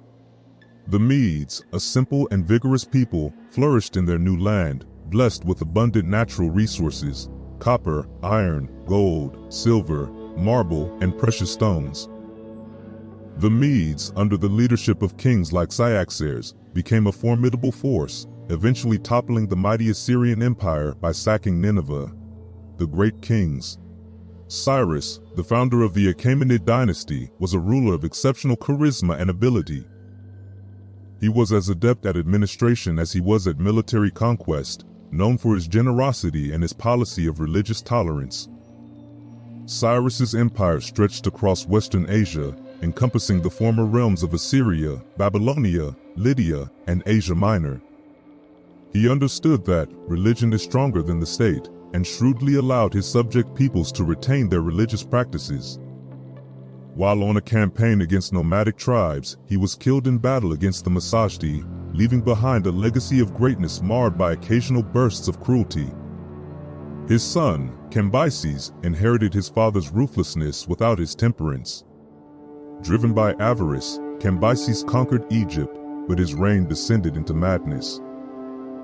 He mocked Egyptian religious beliefs, desecrated their temples and, in a fit of epileptic rage, murdered his own sister and wife Roxana. News of a revolt in Persia led to his mysterious disappearance from history, with rumors suggesting suicide. The throne, after a brief period of usurpation, passed to Darius I, a king who combined military prowess with administrative genius. He quelled widespread rebellions across the empire, making an example of Babylon by crucifying 3,000 of its citizens. Learning from this experience, Darius dedicated himself to creating a robust imperial structure that would serve as a model for centuries to come. Even the most peace-loving rulers, however, find themselves ensnared in the cycle of war. Darius led campaigns into southern Russia and the Indus Valley, expanding his domain and honing his army. His fateful invasion of Greece, a strategic blunder perhaps motivated by the perceived threat of Greek city-states, ended in humiliating defeat at Marathon. Darius died preparing for another attempt on Greece, leaving behind a legacy of administrative brilliance tarnished by military overreach. Persian life and industry. At its zenith under Darius, the Persian Empire was a vast mosaic of 20 provinces, stretching from Egypt to India, encompassing a staggering 40 million souls. Persia itself, the heart of this sprawling domain, was a land of mountains and deserts. Its inhabitants, the Aryans, known for their hardiness and their close linguistic and religious ties to their brethren in northern India. The Persians, famed for their physical beauty, were a proud people with a penchant for elaborate attire and ornamentation. They favored long beards and flowing robes, their wealthy citizens indulging in cosmetics and perfumes. Trade was largely left to foreigners, with the Persians holding a certain disdain for commerce. They took pride in self-sufficiency, their wealth derived not from industry but from the tribute of conquered nations. However, they excelled in infrastructure, constructing a network of roads spanning the vast empire, an experiment in government. The Persian Empire was, above all, a military and political enterprise. At its apex stood the King of Kings, wielding absolute power, his word considered law. This authority, however, was tempered by the influence of a powerful aristocracy, a council of nobles. The army formed the bedrock of Persian might. Every able-bodied man was obligated to serve, with draconian punishments meted out to those who shirked their duty. The army itself was a heterogeneous mix of soldiers drawn from across the empire, united only by their allegiance to the king. While this vast force had the advantage of sheer numbers, its lack of cohesion and reliance on outdated tactics would prove its undoing against the disciplined armies of Greece and Macedon. Persian law, a reflection of the king's will, was administered through a hierarchy of courts, with the king as the highest court of appeal. Punishments were often brutal, ranging from flogging to mutilation. A sophisticated system of checks and balances, including a network of spies known as the king's eyes and ears, was designed to maintain control over the often ambitious satraps. High taxes, extracted ruthlessly from the subjugated provinces, financed the empire's grandeur and the luxurious lifestyles of its rulers. Yet, despite the burden of these levies, the Persian Empire, under rulers like Darius I, provided a level of peace and prosperity unmatched in the region. Each province retained its own customs, laws, and religion, a testament to Persian pragmatism, if not benevolence. Zarathustra and the religion of light. Into this world of earthly power strode a prophet who sought to elevate the Persian spirit.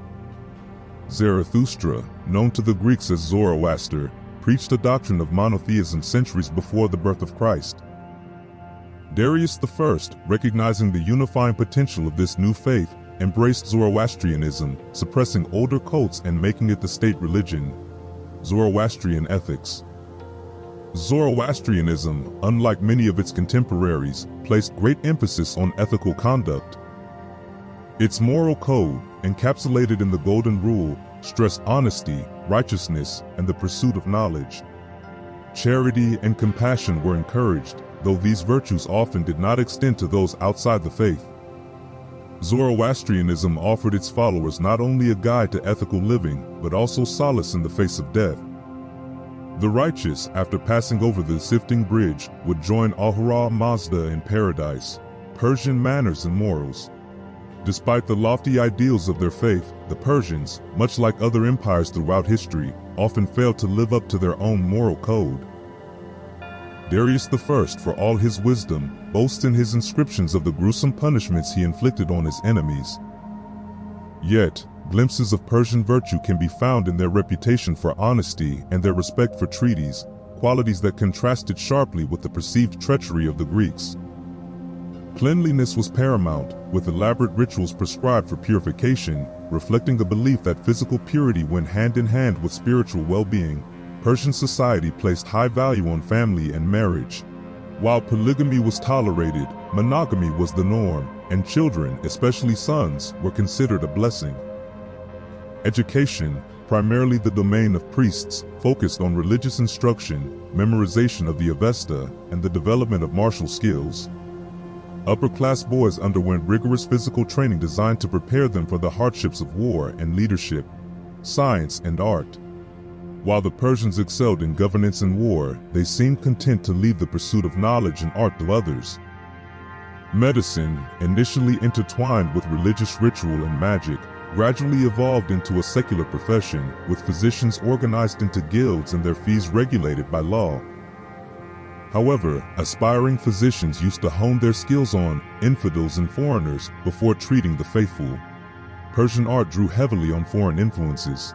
Their architecture, most notably the palaces at Persepolis, showcased a grandeur and elegance inspired by Egyptian and Mesopotamian precedents. The Persians, it seems, were content to be patrons of art rather than its creators. Decadence. The seeds of decline, however, were sown even at the height of Persian power.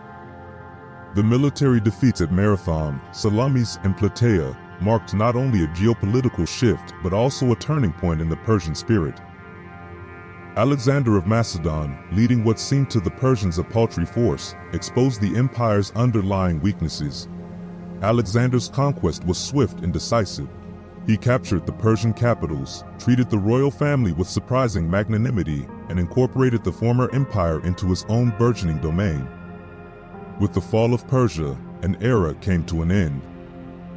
The Achaemenid Empire, for all its flaws, represented one of history's most remarkable attempts at creating a stable and prosperous multi-ethnic state. Its legacy lived on. The Persian torch, extinguished in the east, was destined to be picked up by new hands, its light illuminating the nascent civilizations of Greece and Rome. Chapter 14: The Foundations of India, a subcontinent of diversity. India is not a single entity but rather a continent, as diverse in its people, climates and cultures as Europe itself. From the towering Himalayas to the tropical south, India is a land of contrasts, shaped by the powerful forces of nature. We will journey from the bustling port cities like Karachi to the ancient temples of the south, witnessing the interplay of geography and history. Its name came from the native word for river, Sindhu, which the Persians, changing it to Hindu, applied to all northern India in their word Hindustan, meaning land of the rivers. Out of this Persian term Hindu, the invading Greeks made for us the word India. The oldest civilization, Mohenjo-Daro and the Indus Valley. For too long, Europe labored under the misconception that civilization began with Greece. However, recent archaeological discoveries have shattered this Eurocentric view, revealing the existence of a sophisticated urban civilization in India that predates even the Egyptians. This is the Indus Valley civilization, with its remarkable cities like Mohenjo-Daro and Harappa, flourishing in the 4th and 3rd millennium BC. The advanced state of this civilization is evident in its urban planning. These discoveries establish the existence of a highly developed city life, and the presence, in many of the houses, of wells as well as an elaborate drainage system. The Indo-Aryans, the arrival of a new people. While the Indus Valley civilization represents an early chapter in India's story, the arrival of the Indo-Aryans from the Caspian region around 2000 BC marks a turning point. These were not conquerors in the traditional sense, but migrants who gradually imposed their language and culture upon the indigenous population. The Aryans were organized into tribes, each with its own chieftain and council. To maintain their identity amidst a larger conquered population, the Aryans instituted rules of endogamy, forbidding marriage outside their group. This marked the beginning of India's caste system, though it was far simpler in its early stages than the complex social hierarchy it would later become. Over time, as occupations became specialized, the caste system solidified, with the warrior class, or kshatriyas, initially holding sway even in religious matters.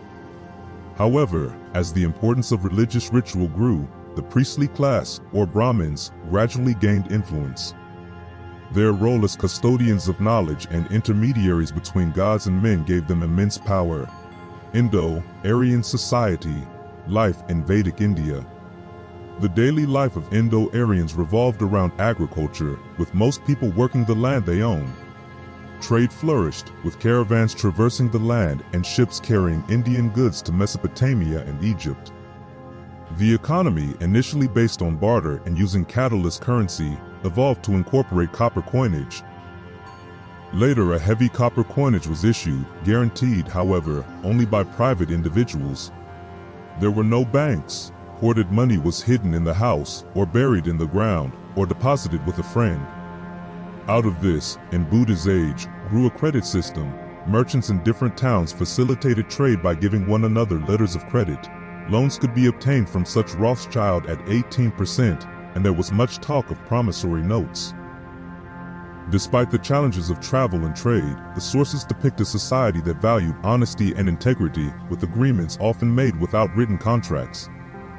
While polygamy was permitted and even encouraged among the elites, the sources present a relatively positive view of women's status in early Vedic society. They enjoyed a degree of freedom uncommon in later periods, participating in public life and intellectual pursuits. The religion of the Vedas, from nature worship to ethical deities. The Indo-Aryans brought with them their own set of beliefs, which gradually intertwined with the indigenous faiths of India. However, as religious thought developed, certain deities took on more ethical dimensions. Varuna, for instance, evolved from a sky god into the guardian of cosmic and moral order, a deity who punished wrongdoing and rewarded virtue. While early on, the Indo-Aryans, like their Persian counterparts, believed in a simple afterlife of reward or punishment, the concept of transmigration or rebirth began to emerge, possibly influenced by pre-Aryan beliefs. The philosophy of the Upanishads, seeking the true self. The Upanishads, a collection of philosophical dialogues, represent a pivotal development in Indian thought. Composed between 800 and 500 BC, they grapple with fundamental questions about the nature of reality, the self, and the universe. They introduce the concepts of Atman, the individual soul, and Brahm, the universal soul, asserting their ultimate identity. This realization, that the true self is one with the divine essence permeating all things, lies at the heart of Upanishadic philosophy. The Upanishads use stories and dialogues to convey these profound ideas. For instance, a teacher explains the interconnectedness of all things by comparing the universe to a fig tree arising from a tiny, unseen seed, highlighting that the essence of reality lies beyond the grasp of our senses. This chapter has provided an overview of the foundations of Indian civilization, from its ancient cities to the philosophies that emerged from the minds of its sages. As we journey further into India's history, we will see how these foundations influenced the development of its art, literature, and religion, leaving an indelible mark on the course of world civilization. Chapter 15. Buddha. The Heretics. The intellectual landscape of India during the Upanishad era was not monolithic. Even then, skeptics and dissenters challenged the authority of the Vedas and the priestly class. Skeptics and nihilists. The Chandogya Upanishad, for example, mocks the rituals of priests by comparing them to a line of dogs, each holding the tail of the one before, chanting, "Om, let us eat. Om, let us drink." The Swasambhava Upanishad goes further, proclaiming that there is no God, no heaven, no hell, no reincarnation, no world, and dismissing the sacred text as the work of conceited fools. Sophists and materialists. This period witnessed the rise of traveling wanderers, engaging in public debates and lectures on diverse philosophical topics, including logic, atheism, and the futility of virtue.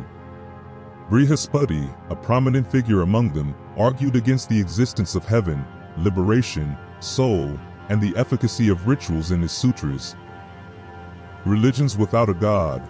Brihaspati's ideas gave rise to the Charvakas, a school of materialists who refuted divine revelation and emphasized sensory experience as the only source of knowledge. They questioned the reliability of reason, rejected the existence of the soul and afterlife, and considered religion a delusion. For them, matter is the one reality, and the purpose of life is living, and the only wisdom is happiness. These schools of thought, with their emphasis on reason, challenged the established religious order and paved the way for new spiritual paradigms to emerge. The legend of Buddha. The background of Buddhism, a radical departure from traditional Brahmanical Hinduism. While the exact socio-economic conditions that led to its rise remain debated, it's clear that it emerged in a period marked by both material prosperity and spiritual questioning. The increasing skepticism towards the Vedas and the excesses of the priestly class created a fertile ground for new spiritual ideas. The miraculous birth. Shrouded in legends and embellished tales, the story of Buddha's birth, like that of many religious figures, transcends the realm of historical fact. Queen Maya's vivid dream of a white elephant entering her womb, the celestial light illuminating the sky at Siddhartha's birth, and the pronouncements of his future greatness by Brahmins, all point to the miraculous aura surrounding his arrival. Youth. Born a prince, Siddhartha Gautama lived a life of privilege, shielded from the harsh realities of the world. His father ensured he received the finest education and surrounded him with luxury, attempting to forestall the prophecy of him becoming an ascetic. Despite his sheltered upbringing, Siddhartha possessed a keen intellect and a thirst for knowledge, mastering military skills and engaging with the philosophical discourse of his time. The sorrows of life. The carefully constructed walls of Siddhartha's palace could not forever keep out the realities of life. His encounters with an old man, a sick man, and a corpse shattered his illusions of permanence and exposed him to the inherent suffering embedded in human existence. This profound realization marked the beginning of his spiritual awakening. Flight. The impact of these encounters was immediate and transformative for Siddhartha. He resolved to renounce his princely life, his wife, and his newborn son, Rahula, to seek liberation from the cycle of suffering. Ascetic years. Siddhartha subjected himself to rigorous practices, following the path of the yogis. He experimented with extreme fasting, pushing his body and mind to their limits. He describes his state vividly. When I thought I would touch the skin of my stomach, I actually took hold of my spine. Enlightenment. Through deep meditation, he had a vision of the endless cycle of birth, death, and rebirth, each life bound by karma, the law of cause and effect. He recognized desire and attachment as the root cause of suffering and realized that true liberation lay in transcending these cravings. The teaching of Buddha. Portrait of the Master. Unlike many religious figures of his time, he did not claim divine inspiration but spoke from a place of personal experience and reasoned understanding. His teachings focused on ethical conduct rather than theological debates. His methods. He traveled extensively, engaging people from all walks of life in open discussions and debates, rejected the rigid hierarchies of the caste system. The Four Noble Truths. The crux of Buddha's message is encapsulated in the Four Noble Truths, which he first articulated in his sermon at the Deer Park in Sarnath. Life is suffering, dukkha. Suffering is an inherent part of existence, encompassing not just physical pain but also mental anguish, dissatisfaction, and the impermanence of all things. The cause of suffering is desire, tanha. Clinging to selfish desires, particularly for sensory pleasure, possessions, and even existence itself, binds us to the cycle of suffering. Suffering can cease, nirodha. True liberation from suffering is possible by overcoming craving and attachment. The path to the cessation of suffering is the Eightfold Path, magga. This path provides a practical framework for ethical conduct, mental discipline, and spiritual development, leading to the end of suffering. Buddha and Christ. Interesting parallels can be drawn between the teachings of Buddha and Jesus Christ, despite their geographical and cultural distance. Both emphasize compassion, forgiveness, and love as antidotes to hatred and violence. Buddha's agnosticism and anti-clericalism. Buddha consistently steered clear of metaphysical speculation and theological debates, considering them irrelevant to the practical goal of ending suffering. He questioned the authority of the Brahmins and their claims of divine revelation. He rejected the caste system, which formed the bedrock of Hindu society, and emphasized the equality of all beings in their potential for enlightenment. His atheism. While not explicitly calling himself an atheist, Buddha did not incorporate the belief in a creator God into his teachings. He saw the universe as governed by natural laws, particularly the law of karma. His soulless psychology. Since our physical and mental components change constantly, he argued there is no permanent entity behind the flow of thoughts, feelings, and perceptions, just as a river is not a fixed entity but a continuous flow of water. The meaning of nirvana. Nirvana, often misunderstood as a heavenly realm or a state of blissful oblivion, represents, in its purest form, the extinction of all forms of clinging and craving. The last days of Buddha. His miracles. Despite Buddha's emphasis on reason and his dismissal of supernatural phenomena, his followers, as is common with religious figures, attributed numerous miracles to him. These miraculous tales, ranging from levitation to transforming his toothpick into a tree, likely reflect a growing reverence for him and the tendency to elevate extraordinary individuals to a supernatural status. He visits his father's house. Towards the end of his life, Buddha returned to his hometown, Kapilavastu, at his father's request. This visit was marked by emotional reunions with his father, his wife, and his son. The Buddhist monks. During his lifetime, Buddha established a monastic order of monks to preserve and propagate his teachings.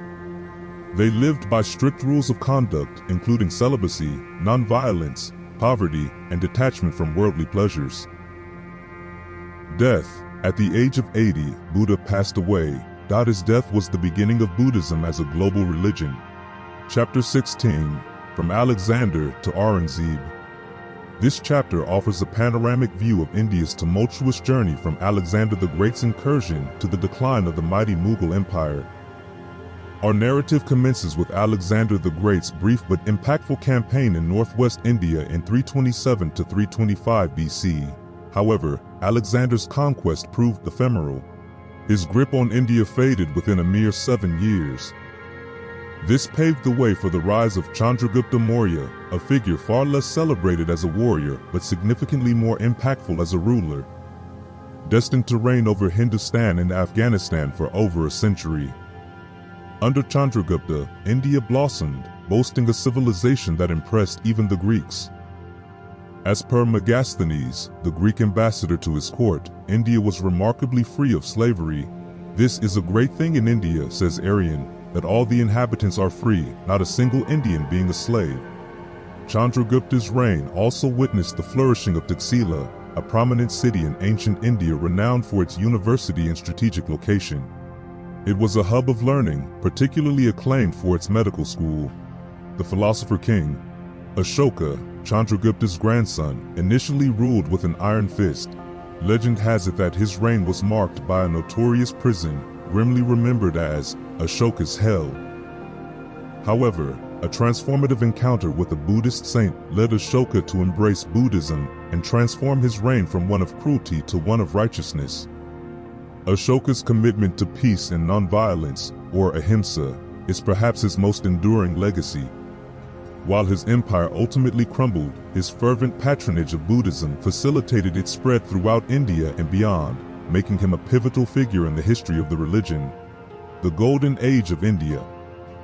The period following Ashoka's reign saw a series of invasions and the rise and fall of numerous kingdoms. The Kushans formalized the Mahayana school of Buddhist thought, destined to exert a profound influence on the faith's spread eastward. Subsequently, the Gupta dynasty, founded by Chandragupta I, rose to prominence and marked a golden age. The Chinese Buddhist pilgrim Fa Hien, who traversed India during this period, left behind vivid accounts of the era's prosperity and cultural vibrancy. He was particularly struck by the absence of oppressive governance, noting that the king governs without decapitation or corporal punishments. This golden age, however, faced upheaval with the arrival of the Huns, who left a trail of destruction in their wake. India, like Rome, reeled under their onslaught, her hard-won unity shattered. Annals of Rajputana. As northern India grappled with waves of invaders, the Rajputs, a warrior aristocracy, carved out a string of kingdoms in the northwest, their bravery and chivalry reminiscent of medieval European knights, the zenith of the south. While northern India faced turmoil, the southern Deccan region witnessed the rise of powerful kingdoms. The Cholas, another prominent dynasty, emerged from obscurity in the 9th century, their conquests eventually encompassing much of southern India and even Sri Lanka. However, their power waned, leading to the ascendance of Vijayanagar, the last great Hindu kingdom in the south, the Muslim conquest. The first wave of significant Muslim incursions began around the 7th century AD, culminating in the establishment of Muslim rule in the Indus Valley. However, the real turning point arrived with Mahmud of Ghazni at the dawn of the 11th century. Mahmud's successes inspired a wave of further invasions, culminating in the establishment of the Delhi Sultanate in 1186, a rule that would last for over 3 centuries. Akbar the Great. The Delhi Sultanate was eventually challenged by a new power from the north, the Mughals, descendants of Timur and Genghis Khan. Babur, the founder of the Mughal dynasty, was a ruler of exceptional energy and military prowess. He defeated the Lodi Sultan at the Battle of Panipit in 1526, establishing Mughal rule in Delhi. Babur's reign, however, was cut short. It was his grandson, Akbar, who would truly transform the destiny of Mughal India. Akbar, meaning very great, ascended the throne at the tender age of 13 and quickly proved himself a worthy heir to his lineage. However, Akbar's greatness transcended mere military prowess. He was a man of insatiable curiosity, a lover of learning, and a passionate advocate for religious tolerance. He abolished discriminatory taxes levied upon non-Muslims. He even went so far as to create his own syncretic faith, the Din-i-Ilahi, incorporating elements from various religions in an attempt to foster unity among his diverse subjects. Akbar's reign marked the apogee of Mughal power and splendor. His court was a confluence of cultures, attracting artists, musicians, poets, and scholars from across India and beyond. The decline of the Mughals. Tragically, Akbar's legacy of tolerance and enlightened rule was gradually eroded by his successors. Jahangir, his son, though a capable administrator, was prone to bouts of cruelty and increasingly reliant on alcohol and opium. Shah Jahan, Jahangir's successor, built the Taj Mahal, but also depleted the empire's treasury with his lavish spending and his pursuit of costly wars. The final blow to the Mughal Empire came with Aurangzeb, Shah Jahan's son. Aurangzeb's policies of intolerance sowed the seeds of discontent and rebellion across the empire. As the Mughal Empire teetered on the brink, a new power began to assert itself on the Indian subcontinent, the British East India Company. What began as a modest trading venture would, within a century, transform into a colonial behemoth, filling the void left by the decline of the Mughals. Chapter 17, Life in Medieval India. India, as many have observed, is a land of stark contrasts. This holds as true for her history as it does for her landscapes and peoples, the makers of wealth. Despite its image as a land of spiritual pursuits, life in medieval India was deeply intertwined with the pursuit of wealth. Even the spiritual life, as we shall see, was not always completely detached from material concerns. The jungle background. The Indian subcontinent, far from being easily tamed, presented a formidable challenge to its inhabitants. Vast swathes of land were consumed by jungles, home to wild beasts. Tigers, in particular, with as many as 875 Hindus losing their lives to their marauding in 1926 alone. This constant struggle with nature shaped the backdrop against which Indian civilization developed. Agriculture. The majority of the population sustained themselves on a simple diet of rice, pulse, millet, fruits, and vegetables. This focus on agriculture underscored the agrarian roots of Indian society. Mining. India boasts a long and illustrious history of mining, with evidence suggesting they were the first to mine gold. The discovery of iron ore around 1500 BC led to the development of advanced metallurgical techniques, epitomized by the iron pillar erected by Vikramaditya in Delhi around 380 AD, which remains intact to this day. Handicrafts. Arab travelers in the 9th century marveled at the fineness of Indian garments, remarking that they were sewn and woven to such a degree of fineness they may be drawn through a ring of moderate size. This legacy of craftsmanship lives on in the shawls of Kashmir. Commerce. India's strategic location made it a hub of international trade. As early as 3000 BC, evidence suggests a bustling trade network connecting India with Sumeria and Egypt. The Roman Empire, in its days of imperial grandeur, relied heavily on India for spices, perfumes, silks, and other luxury goods. This reliance on Eastern luxuries even led Pliny to lament the exorbitant sum of $5 million that flowed annually from Rome to India. Money. The evolution of coinage in India was a gradual process. While rudimentary coins were in use during Buddhist time, it wasn't until the 4th century BC, influenced by their interactions with Persia and Greece, that state-backed coinage became the norm. The reign of Akbar and Jahangir saw Indian coinage reach its zenith, surpassing even contemporary European currencies in its artistry and the purity of its metals. Taxes. The maintenance of the state apparatus required substantial revenue. Both trade and agriculture, the lifelines of the Indian economy, were taxed accordingly. Famines. Despite the abundance of the land, medieval India was no stranger to the specter of famine. The famine was so severe that it reportedly led to widespread cannibalism. Poverty and wealth. Like all societies, medieval India had its share of economic disparities. While slavery existed, it was not as widespread as in other civilizations. Chapter 18. The Resurgence of Hinduism and the Spread of Buddhism. The later history of Buddhism. Buddhism, after reaching its zenith in India 2 centuries after Ashoka, began to decline. While Buddhism faded in India, it flourished elsewhere. Carried by missionaries and merchants, it spread across Asia, in Tibet, Cambodia, China, Korea, and Japan. This widespread diffusion of Buddhist thought and art underscores its significant role in shaping the cultural landscape of Asia. The new divinities of Hinduism. The Hinduism that re-emerged wasn't a monolithic religion, but a fusion of beliefs and rituals. The veneration of animals, particularly the cow, was a distinctive feature of Hinduism. While this multitude of deities might appear polytheistic, for many Hindus, it was simply a reflection of the divine. Ultimately, these deities merged into a unified concept of Brahman, akin to the monotheistic belief in a single god. Beliefs, karma, reincarnation, and the cyclical nature of existence. Hindu mythology states that there's no absolute beginning or end, just an endless cycle of repetition. Central to Hindu thought was the concept of karma, the law of action and consequence.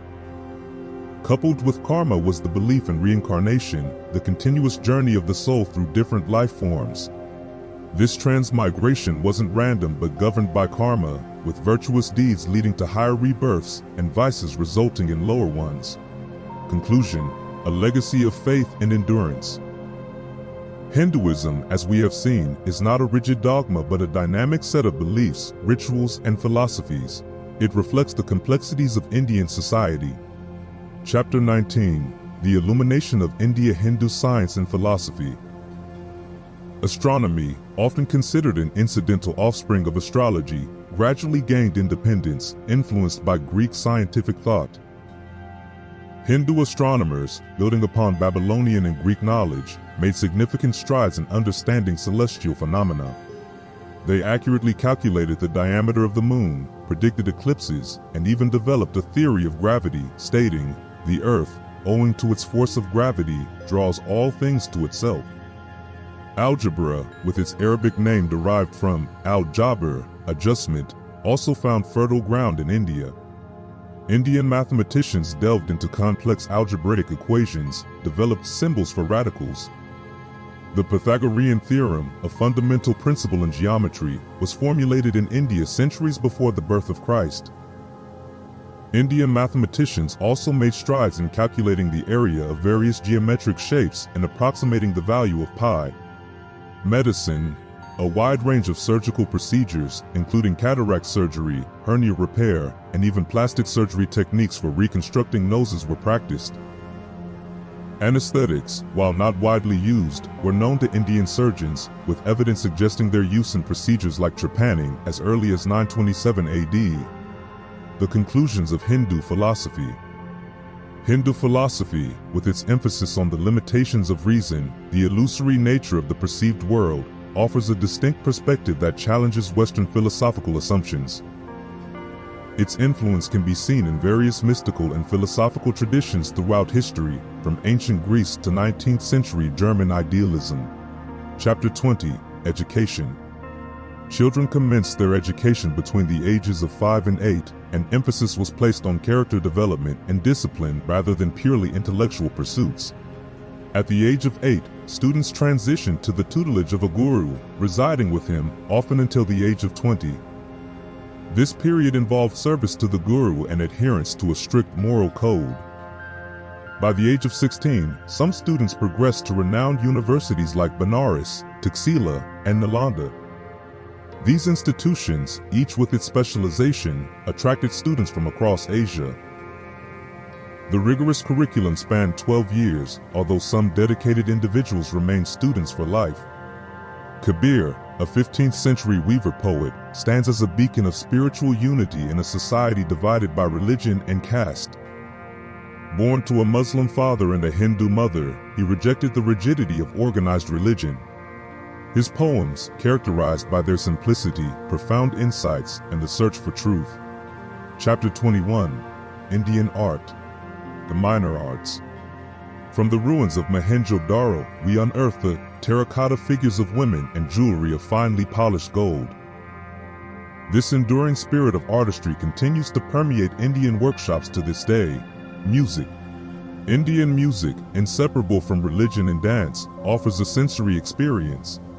Unlike Western music, which often prioritizes harmony, Indian music focuses on intricate melodies, woven from a palette of 22 quarter tones. These melodies adhere to traditional themes, each associated with a particular mood or time of day. Performances are meditative journeys, guiding the listener towards a transcendental state of unity with a universal being. Painting. Indian painting, like its music, seeks to convey emotions and evoke spiritual experiences rather than simply replicate reality. The Rajput school, represented by the evocative piece in the Boston Museum of Fine Arts, symbolized musical ragas through delicate depictions of figures and landscapes. Under the Mughal emperors, a distinct style of portraiture emerged, capturing the rulers and courtiers with remarkable realism. Sculpture. Indian sculpture found its most sublime expression in the bas-reliefs adorning Buddhist stupas and Jain temples. While the Gandhara school, influenced by Greek aesthetics, introduced a Hellenistic flavor to Buddhist iconography, it failed to leave a lasting mark on native Indian styles. Indian architecture and civilization. Indian architecture, with its regional variations, reflects the multifaceted nature of Indian civilization. Hindu architecture, with its imposing scale, embodies the depth of Hinduism.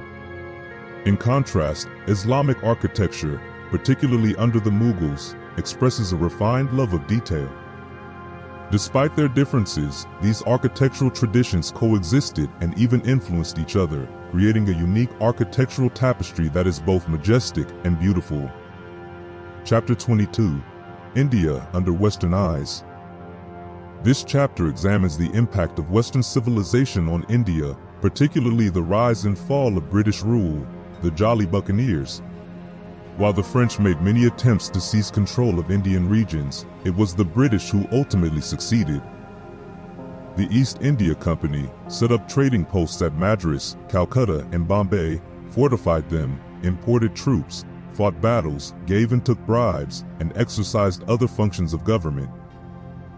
Figures like Clive and Hastings amassed huge fortunes through presents and tributes extracted from Indian rulers, highlighting the rampant corruption that characterized this period. The exploitation reached its peak with the implementation of a land tax that resulted in widespread poverty and suffering. As Macaulay observed, enormous fortunes were rapidly accumulated at Calcutta, while 30 millions of human beings were reduced to the extremity of wretchedness. The culmination of this exploitation was the Sepoy Mutiny of 1857, which saw the British Crown formally colonize India. East is West. Western influence on Indian society. The arrival of railways, telegraph lines, and the printing press brought about significant changes, connecting India to the wider world and exposing it to new ideas. The rise of industrialization and its impact on traditional social structures, particularly the caste system. The caste system was conceived in terms of a static and agricultural society. It was doomed when the Industrial Revolution reached India's shores. It also notes the emergence of a new class of wealthy industrialists, often replacing British employers and perpetuating the exploitation of Indian workers. The demands of industrialization and the influx of Western ideas contributed to a gradual erosion of traditional practices like purdah and child marriage. The rise of women's rights organizations, periodicals, and even a birth control league are cited as evidence of this shift. The nationalist movement. Indian nationalism was fueled by Western-educated Indians who returned home imbued with ideas of democracy and self-determination. It was the partition of Bengal in 1905 by Lord Curzon that ignited widespread unrest and fueled the demand for Swaraj, or self-rule. The victory of Japan over Russia in the same year further galvanized the movement, as it shattered the myth of Western invincibility. Mahatma Gandhi was the central figure who would come to embody the struggle for Indian independence. Mahatma Gandhi. Mohandas Karamchand Gandhi, the man who became the Mahatma, the great soul of India, had a simple lifestyle, characterized by fasting, spinning his own cloth, and adherence to ahimsa, nonviolence. Gandhi's worldview, from his Jain upbringing to his exposure to Christianity during his time in England, highlights his deep commitment to truth and his willingness to challenge injustice, even at great personal risk. Gandhi was among the leaders in South Africa fighting for the rights of Indian laborers. Returning to India, he was moved by the plight of the poor and the injustices of British rule. Book 3, The Far East. Chapter 23, Exploring the Dawn of Chinese Thought. From ancient creation myths to the emergence of pre-Confucian thought, we will see how a unique blend of practicality and idealism shaped the Chinese worldview. The Middle Flowery Kingdom. China, a land of vast dimensions and ancient lineage, has captivated the Western imagination for centuries. Enclosed by the world's largest ocean, its highest mountain ranges, and one of its most expansive deserts, China's relative isolation fostered a cultural continuity and a distinct sense of identity. This is reflected in the names by which the Chinese refer to their land as Chunghua Kuo, often translated as Middle Flowery Kingdom. This speaks to the land's natural beauty, from the valleys carved by rivers to the dramatic mountain scenery that would later inspire artists and poets. However, it would be a mistake to view China as a monolith. Like Europe, it encompasses diverse languages and traditions. The very notion of a Mongolian type, for instance, represents a fusion of various ethnicities who migrated and interacted over millennia. Discoveries like the Pekingman fossils and the Neolithic tools unearthed in Honan suggest a thread stretching back thousands of years, from Pan Ku to the atheist emperors. Chinese historical chronicles become more reliable around 776 BC. Before this point, legend and history intertwine, with narratives of ancient rulers. One such tale recounts the story of Pan Ku, the first man, who, after laboring for 18,000 years, finally shaped the universe around 2,229,000 BC. This being, the legend claims, didn't just create the cosmos, he became the cosmos. As he worked, his breath became the wind and the clouds, his voice became the thunder, his veins the rivers, his flesh the earth, his hair the grass and trees, his bones the metals, his sweat the rain, and the insects that clung to his body became the human race. These creation myths flow into accounts of the celestial emperors, credited with bringing order to a primordial world. An intriguing figure from this early period is Emperor Wu Yi of the Shang dynasty, remembered for his defiant atheism. The chronicles describe him playing chess with the spirit of heaven, mocking it in defeat, and even using a sacred leather bag filled with blood as target practice. The historians, more virtuous than history, assure us that this Emperor Wu Yi was struck dead with lightning. Whether rooted in fact or for moral effect, this tale underscores the recurring tension between religious belief and skepticism that would mark Chinese intellectual history. The ferment of ideas, philosophy blossoms in feudal China. The period spanning the 12th to 8th centuries BC witnessed the rise of feudalism in China, with the Zhou dynasty supplanting the Shang. During this time, numerous philosophical schools emerged, each offering distinct perspectives on governance, morality, and the nature of reality. Confucianism, Taoism, and Mohism, with their divergent views, created a dynamic intellectual landscape that would shape Chinese thought for millennia to come. Lao Tse and the Tao, embracing the wisdom of inaction. Lao Tse, the Old Master, stands as a towering figure in Chinese philosophy, most famous for a concept known as the Tao. For Lao Tse, knowledge for its own sake can be a distraction, even a detriment to a fulfilling life. He envisions a society where people should think their coarse food sweet, their plain clothes beautiful, their poor dwellings places of rest, and their common ways sources of enjoyment. Central to Lao Tse's philosophy is the concept of Wu Wei, often translated as non-action or effortless action. He observes, all things in nature work silently, they come into being and possess nothing, they fulfill their function and make no claim. All things alike do their work, and then we see them subside. This philosophy emphasizes a deep acceptance of the rhythms of life and death, recognizing them as integral parts of a greater whole. A meeting of minds, Lao Tse and Confucius. It is believed that Confucius, at the age of 34, sought out Lao Tse for guidance. The Tao Te Ching captures the essence of Lao Tse's advice: get rid of your pride and your many ambitions, your affectation and your extravagant aims. This encounter marks a pivotal point in our exploration of early Chinese thought and its impact on Chinese civilization, the enduring legacy of Kung Fu, also known as Confucius. The Sage in Search of a State, Confucius's Life and Times. Born in 551 BC in the Kingdom of Lu, Confucius, or Kung Fu Tse, Kung the Master, lived during a period of great political turmoil and social upheaval in China. Legend has it that his birth was accompanied by auspicious omens, hinting at the significant role he would play in Chinese history. Despite his family's noble lineage, Confucius experienced hardship early in life, working diligently to support his family after his father's death. Perhaps it was during these formative years that he developed the strong work ethic and unwavering sense of duty that would characterize his teachings. Confucius embarked on his career as a teacher relatively late in life, at the age of 22. Establishing a school in his home, he attracted a devoted following of students eager to learn his distinctive blend of history, poetry, and the rules of propriety, or Li, as they are known in Chinese.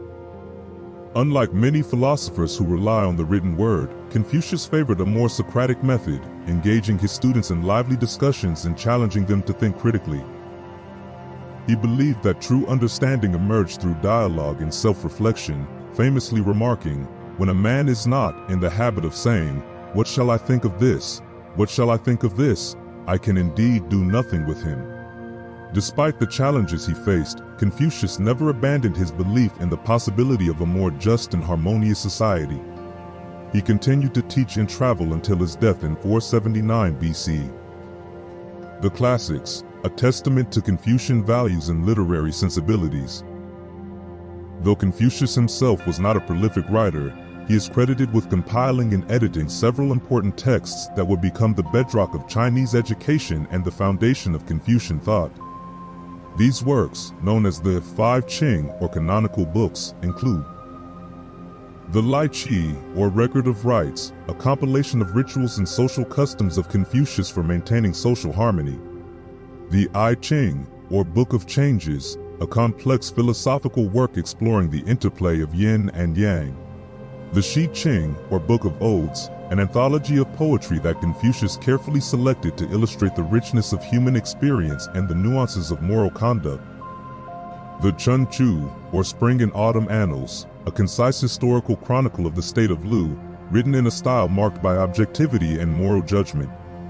The Shu Qing, or Book of History, a collection of historical narratives and pronouncements from ancient rulers that Confucius believed exemplified wise and virtuous leadership. The Agnosticism of Confucius, a focus on human affairs and the limits of knowledge. Unlike his contemporary Lao Tse, who explored the mysteries of the Tao, Confucius preferred to focus on the human realm, believing that our understanding of the cosmos remained limited.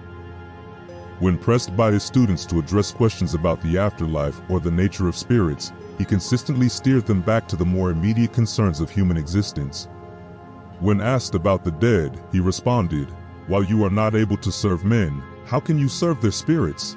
And when questioned about death, he remarked, "While you do not know life, how can you know about death?" The way of the higher man. Confucius recognized the importance of both innate qualities and acquired skills, advocating for a balance between natural talents and cultivated refinement. Where the solid qualities are in excess of accomplishments, we have rusticity. Where the accomplishments are in the excess of the solid qualities, we have the manners of a clerk. When the accomplishments and solid qualities are equally blended, we then have the man of complete virtue. Above all, the higher man treated others with respect and empathy, extending kindness even to those of lower social standing. This principle is embodied in the Confucian articulation of the Golden Rule. Chung Kung asked about perfect virtue. The master said, "Not to do unto others as you would not wish done unto yourself." Confucian politics. Confucius maintained that individuals had an obligation to speak out against wrongdoing, even if it meant challenging those in positions of authority. When the command is wrong, a son should resist his father, and a minister should resist his august master. This principle, later developed more fully by Mencius, provided a philosophical basis for the right of rebellion against tyrannical rulers. Confucius believed that the most effective form of governance relied not on coercive laws or harsh punishments, but on the moral leadership of a virtuous ruler. A ruler, he argued, should lead by example. He advocated for policies that promoted the welfare of the people, such as ensuring a sufficient food supply, providing education, and fostering economic opportunity.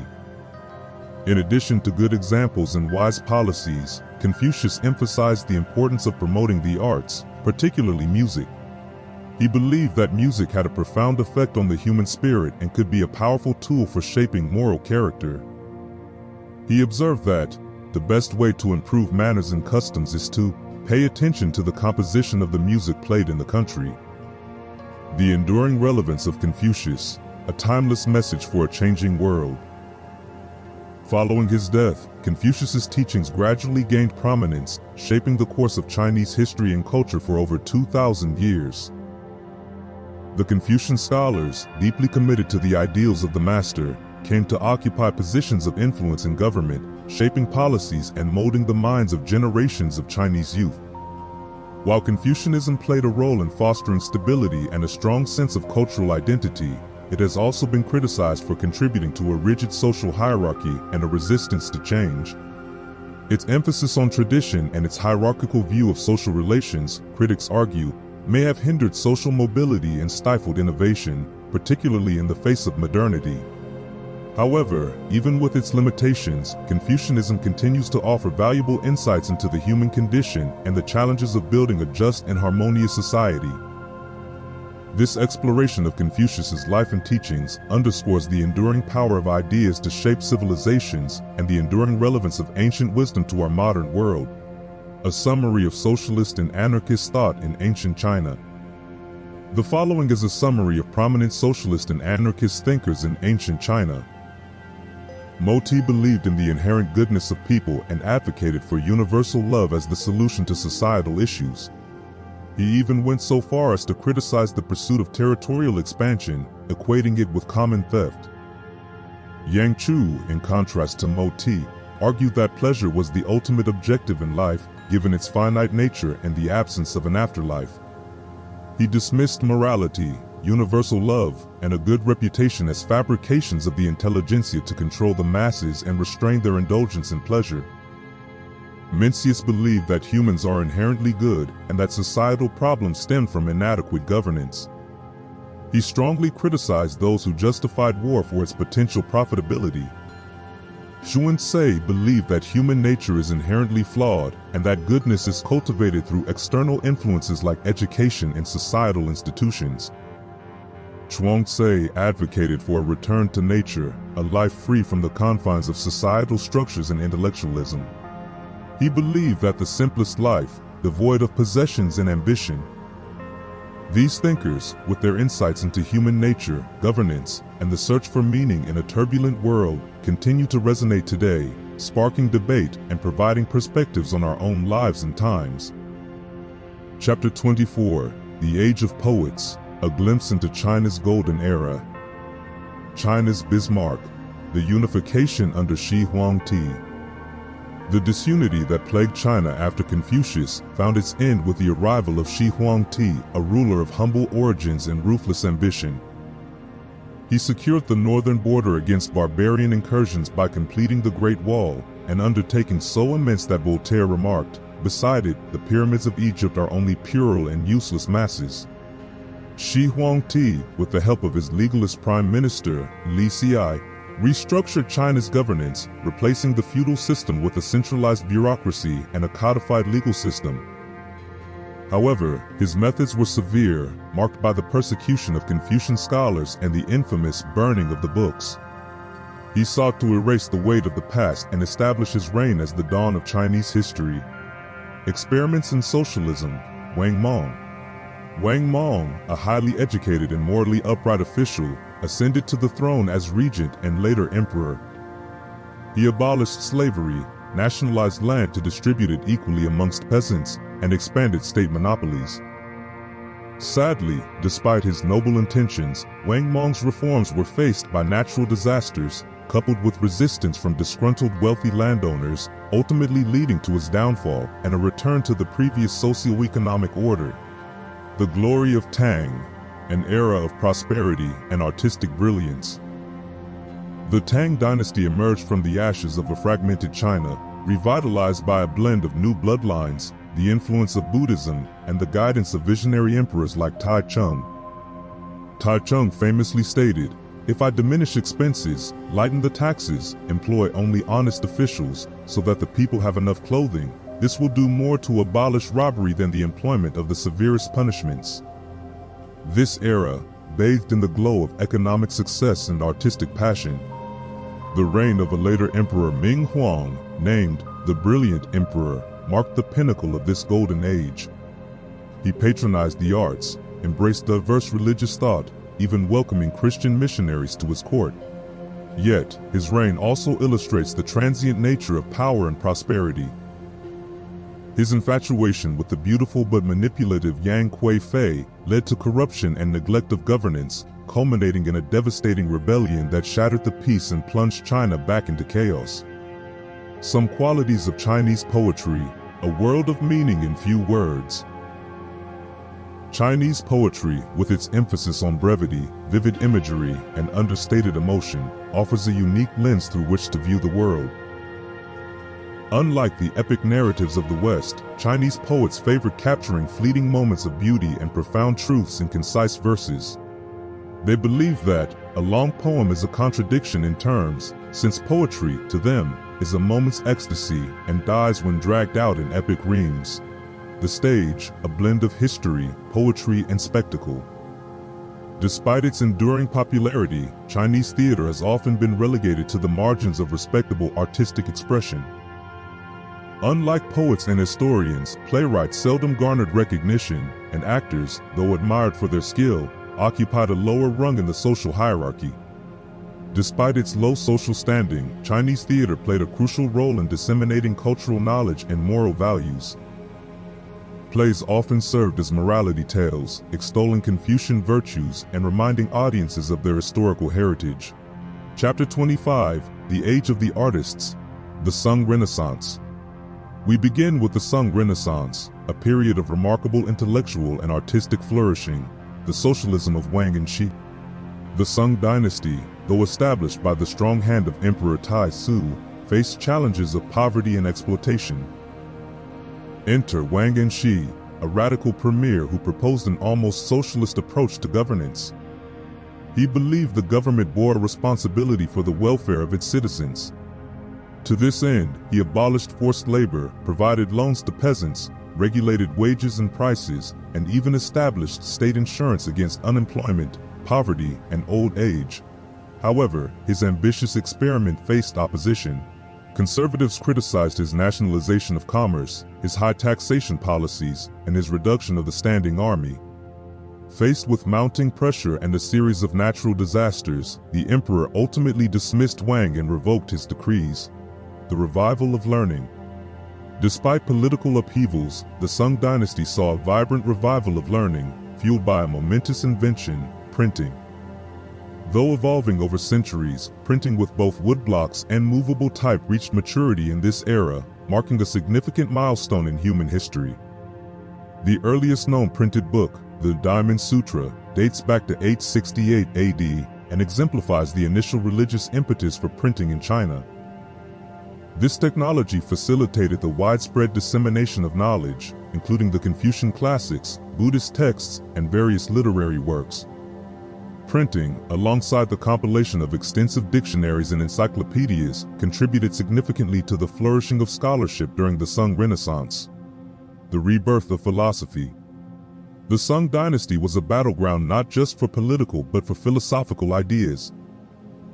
Confucianism, though challenged by the influx of Buddhist thought, found a champion in Chu Shi. He systematized Confucius' teachings, creating a structured philosophy that appealed to the scholarly minds of the time. However, a contrasting perspective emerged from the philosopher and mystic, Wang Yongming. Influenced by Buddhist meditative practices, he stressed introspection over external investigation as the path to true knowledge. Chapter 26, The People and the State. Let us first embark on a brief historical detour, retracing the footsteps of a remarkable traveler, Marco Polo. Marco Polo visits Kublai Khan. Polo recounts his experiences in vivid detail, painting a picture of bustling cities like Hangzhou. He marvels at the opulence of Kublai Khan's court in Peking, a city of grand palaces and bustling markets where 1,000 loads of raw silk entered the gates to be turned into clothing for the inhabitants each day. Through Polo's eyes, we glimpse the power and grandeur of the Mongol Empire at its zenith. He describes Kublai Khan as a benevolent ruler, praising his efforts to improve infrastructure, provide for the poor, and promote education and the arts. However, he also reveals the Khan's more human side, describing his lavish lifestyle and the elaborate selection process for his concubines, noting that, every second year, officers of proved discrimination were sent to this region to enlist for His Majesty's service 100 young women. The Ming and the Qing. Following the decline of the Yuan dynasty, China witnessed the rise of the Ming dynasty in 1368 and then the Qing dynasty in 1644, ushering in another era of stability and cultural achievement. Among the most notable Qing rulers was Kang Shi, an emperor renowned for his wisdom, administrative skill, and patronage of the arts. Kang Shi's enlightened rule, however, was not without its shadows. The increasing contact with European powers, particularly through trade, foreshadowed future conflicts. This tension came to a head during the reign of Qian Lung in the 1700s, an emperor known for his literary pursuits and his unwavering belief in Chinese superiority. When faced with requests for expanded trade relations with England, Qian Lung famously dismissed the importance of Western goods and the notion of equality between nations. In a letter to King George III, he declared, "I set no value on objects strange and ingenious, and have no use for your country's manufactures." This assertion of Chinese self-sufficiency, however, proved increasingly untenable in the face of the growing industrial and military might of the West, the people and their language. Having set the historical stage, let us now turn our attention to the people themselves. Population, appearance, dress.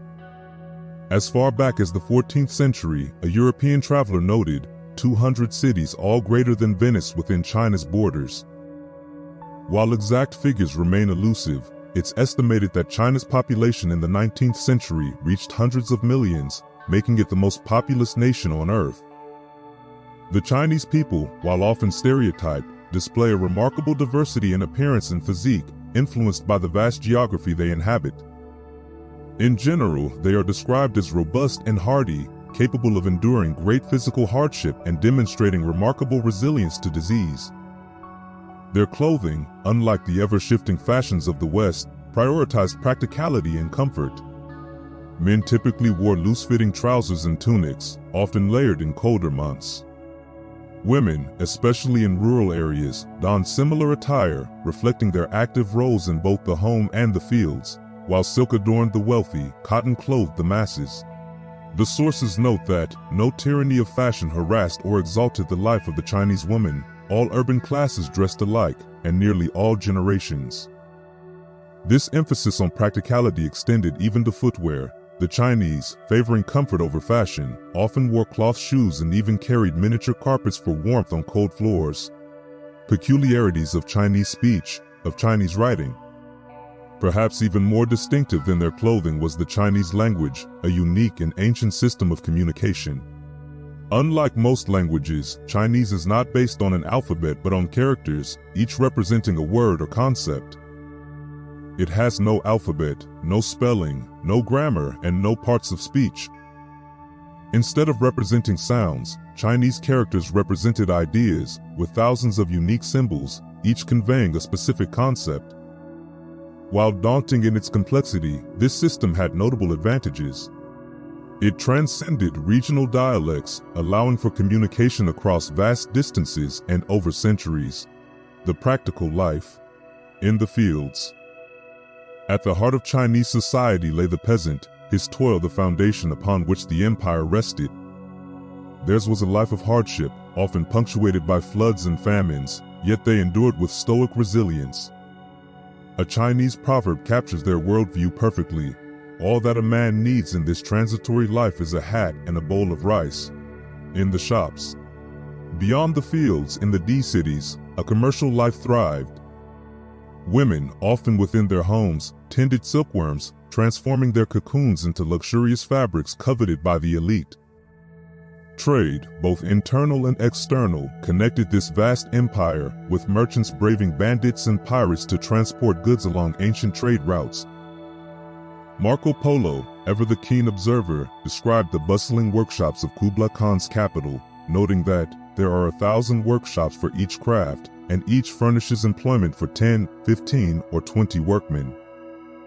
The Chinese, despite their technological achievements in other areas, displayed a certain pragmatism when it came to industrial innovation.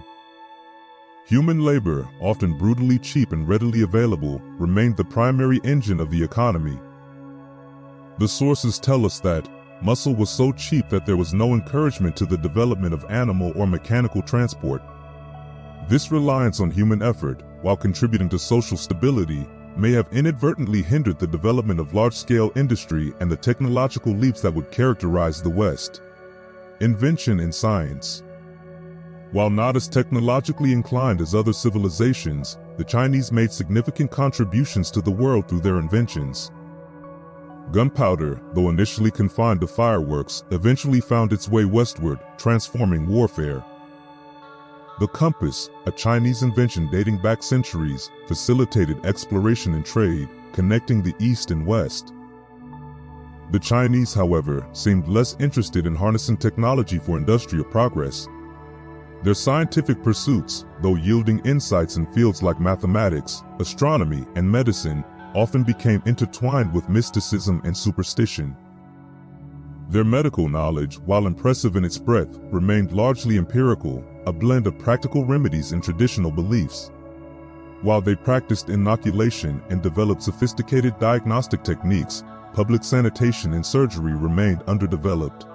Religion without a church, superstition and skepticism, animism, the worship of heaven. The Chinese, despite their rationalistic tendencies, embraced a world teeming with spirits and supernatural forces. Animism, the belief in spirits inhabiting the natural world, permeated their worldview. Ancestor worship, Confucianism, Taoism. Ancestor worship, a cornerstone of Chinese society, provided a powerful link between the living and the dead. Families honored their forebears through rituals and offerings, seeking their guidance and protection. Confucianism, with its emphasis on ethics, social harmony, and respect for tradition, provided a philosophical framework for both personal conduct and governance. Taoism, on the other hand, offered a path to individual enlightenment through harmony with the Tao, the natural order of the universe. The elixir of immortality, Buddhism, religious toleration, and eclecticism. The Chinese, ever pragmatic, sought not only spiritual solace but also tangible benefits from their beliefs. Taoism, in its popular form, promised physical immortality through elixirs and talismans. Buddhism, arriving from India, offered a path to enlightenment and release from suffering. Its emphasis on compassion, karma, and rebirth resonated deeply within the Chinese psyche. Chinese society, however, demonstrated a remarkable tolerance for religious diversity. Rather than adhering to a single faith, individuals often embraced elements of various traditions, creating a uniquely syncretic religious landscape. Mohammedanism, Christianity, causes of its failure in China. Christianity, arriving with missionaries in the 7th century, initially found favor in the eyes of some emperors. However, despite centuries of missionary effort, it failed to gain widespread acceptance. In later days, the greedy imperialism of the West weakened the persuasiveness of Christian preaching. The rule of morals. The place of morals in Chinese society, the family, children. The family, considered the cornerstone of society, served as the primary vehicle for transmitting moral values. Children were expected to honor and obey their parents even into adulthood, and the family unit bore collective responsibility for the actions of its members. Sons were highly valued, ensuring the continuation of the family line. If too many daughters came, and times were very hard, the infant girl might without sin be left exposed in the furrows. Chastity, prostitution, premarital relations, marriage, and love. Chastity in women was paramount, considered essential for maintaining family honor and social order. Men, on the other hand, faced less stringent expectations. While expected to marry and produce heirs, premarital sexual experience, often through prostitution, was tolerated.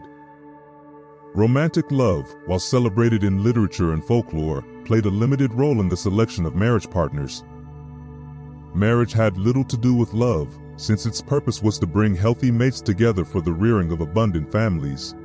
Monogamy and polygamy, concubinage, divorce. While monogamy was the norm, wealthier men could take concubines or secondary wives to ensure the production of heirs and satisfy their desires.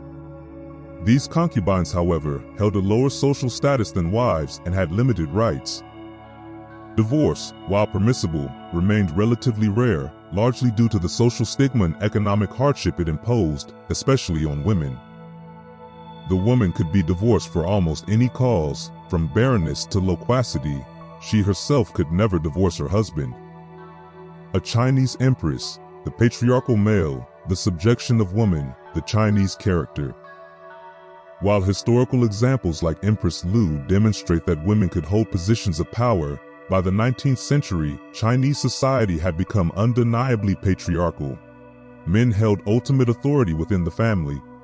This patriarchal structure, while oppressive, contributed to the stability and continuity of Chinese society. The family unit, with its clearly defined roles and expectations, served as a microcosm of the state, a government praised by Voltaire. The submergence of the individual, self-government, the village and the province. Individualism, as understood in the West, held little sway in Chinese society. The individual was subsumed within the collective, the family, the village, the guild, and personal freedom was tempered by a strong sense of social obligation and adherence to tradition. The Chinese system, however, was far from totalitarian. The vastness of the empire, coupled with limited infrastructure and communication, necessitated a decentralized approach. Villages enjoyed a degree of autonomy, managing their affairs with minimal interference from the central government. Provinces functioned as semi-independent entities, responsible for collecting taxes. The laxity of the law, the severity of punishment, the emperor, the censor. Law in China, often regarded with suspicion and avoided whenever possible, played a less prominent role than custom. Disputes were often settled through mediation. Litigation was seen as a last resort. At the apex of this system stood the emperor, theoretically an absolute ruler, considered the Son of Heaven and the embodiment of the divine mandate. Adding a check on imperial power was the censor, a high-ranking official tasked with overseeing the conduct of government officials, including the emperor himself. Administrative boards, education for public office, nomination by education, the examination system. Beneath the emperor lay a complex bureaucracy, managed through various boards responsible for different aspects of governance, from revenue collection to public works. This administrative system, though prone to corruption and inefficiency at times, provided a framework for managing a vast and complex empire. Uniquely, China selected its officials not through privilege, but through a rigorous examination system based on Confucian classics, literature, and philosophy. This meritocratic system, though not without its flaws, aspired to create a governing class chosen for its wisdom and virtue, its defects, its virtues. The examination system, while admirable in its intent, suffered from flaws. Over time, it became rigid and formulaic, stifling innovation and creating an intellectual elite prone to arrogance and detached from the practical needs of the people. Despite its shortcomings, the system produced a remarkably stable and enduring form of government. By emphasizing education and moral character, it fostered a culture of scholarship and respect for learning. As we conclude our exploration of the Chinese people and their state, let us remember that no civilization is without its contradictions and complexities. China, even in its moments of greatness, struggled with poverty, inequality, and the challenges of governing a vast and diverse population. Chapter 27, Revolution and Renewal in the Orient. This chapter examines the tumultuous changes that engulfed Asia, particularly China, in the face of Western intrusion and industrial power. The White Peril. Early encounters and the opium trade. The arrival of the Portuguese, followed by the Spanish, Dutch, and English, marked the start of this tumultuous interaction. The Portuguese, for example, established a presence in Macau and built great opium factories, employing men, women, and children. The Opium Wars and their aftermath. The Chinese government's attempts to curb the rampant opium trade led to the Opium Wars, which exposed the Qing dynasty's vulnerability and resulted in humiliating treaties. The Treaty of Nanking, for instance, forced the Chinese to cede Hong Kong to the British and opened several treaty ports to foreign trade. Disintegration and exploitation. The subsequent Taiping Rebellion further weakened China, while European powers, emboldened by their military superiority, carved out spheres of influence. As the text notes, Russia took territories north of the Amur River, France seized Indochina, and Germany annexed the Shandong Peninsula. The Boxer Rebellion and its price. The Boxer Rebellion, initially a response to foreign exploitation, was initiated by the Empress Dowager to target foreigners. This resulted in another brutal Western intervention, culminating in a massive indemnity imposed on China. The text describes how the Allies imposed upon the broken Leviathan an indemnity of $330 million, the death of a civilization. The indemnity students and disillusionment. Thousands of Chinese students sent to study abroad after the rebellion returned with Western ideals and a critical perspective on their own culture. Durant observes, year by year, thousands of such deracinated youths returned to China, fed up with the slow tempo and material backwardness of their country, and sowed in every city the seeds of inquiry and revolt. The rise of Sun Yat-sen and the fall of the Manchus. Sun Yat-sen, a Western-educated revolutionary who spearheaded the movement to overthrow the Manchu dynasty. His efforts, fueled by a desire for a modern, independent China, ultimately led to the establishment of the Chinese Republic in 1912. Chaos, communism, and the rise of Chiang Kai-shek. The fall of the Manchus did not usher in stability. Instead, China plunged into internal strife and warlordism. The arrival of Soviet advisors and the subsequent rise of Chiang Kai-shek marked a new chapter, with Chiang eventually consolidating power and establishing a military dictatorship. Japan's opportunism. Japan, itself undergoing rapid modernization, saw an opportunity in China's weakness. It reduced China to a virtual colony and eventually invaded Manchuria. Beginnings of a new order. Industrialization and social upheaval. Rapid industrialization took place, primarily in coastal cities, and its impact on traditional ways of life. The rise of factories led to the decline of guilds, the emergence of labor unions, and often abysmal working conditions. Nationalism and Westernization. Conflicting forces of nationalism, fueled by resentment towards foreign powers, and Westernization also spread alongside as Chinese society adopted Western ideas, fashions, and technology. Confucianism's influence declined, the rise of secularism, and the search for a new moral code in a rapidly changing society. Family structures also underwent significant changes, with the traditional authority of elders challenged by the forces of individualism in urban life. Challenges and renewal. Poverty, political instability, foreign domination, while acknowledging the resilience and potential of its people. Durant remarks, "Every chaos is a transition. In the end, disorder cures and balances itself with dictatorship. Old obstacles are roughly cleared away, and fresh growth is free." This chapter emphasizes the resilience of Chinese culture while raising questions about its ability to forge a new path in a world increasingly shaped by the West. Chapter 28, The Makers of Japan. This chapter offers a panoramic view of Japanese history, tracing its evolution from mythical origins to the eve of its modern transformation. The children of the gods. The ancient Japanese believed their islands were divinely formed. In the beginning, says the oldest of Japanese histories, were the gods, commanded to create Japan. So they stood on the floating bridge of heaven, thrust down into the ocean a jeweled spear, and held it aloft in the sky. The drops that fell from the spear became the sacred islands. Japan's history is marked by frequent seismic upheavals. In the 1923 earthquake, tidal waves and fire took 100,000 lives in Tokyo and 37,000 in Yokohama. Primitive Japan. A tripartite racial origin. 3 elements appear to be mingled in the Japanese race: a primitive white strain, a yellow Mongol strain, and a brown Indonesian strain. Early Japanese civilization was relatively simple, with Chinese records noting, "They have neither oxen nor wild beasts. They wear garments woven in one piece. They have spears, bows and arrows tipped with stone or iron." Religion was a blend of animism, ancestor worship, and later Buddhism. Buddhism arrived from Korea in 522 AD and rapidly gained ground, its emphasis on obedience and social harmony appealing to the ruling class. Better still, it inculcated, with irresistible grace, all those virtues of piety, peacefulness, and obedience which make a people useful to the government. The Great Reform of 645 AD consolidated imperial authority, transforming Japan from a loose collection of clans into a centralized monarchy, the Imperial Age. The emperor, often styled Son of Heaven or Heavenly King, enjoyed a position of divine authority.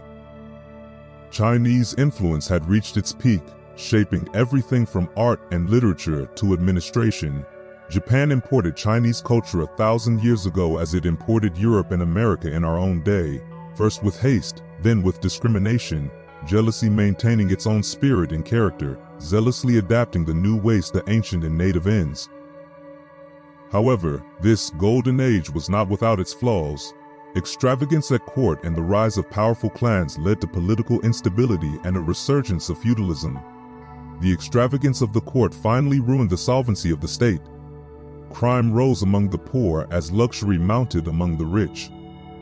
The great families raised their own armies and began an epic of civil war, the dictators. This part chronicles the rise of military rulers, the shoguns, who eclipsed the emperor's authority. As the central government weakened, local strongmen filled the power vacuum.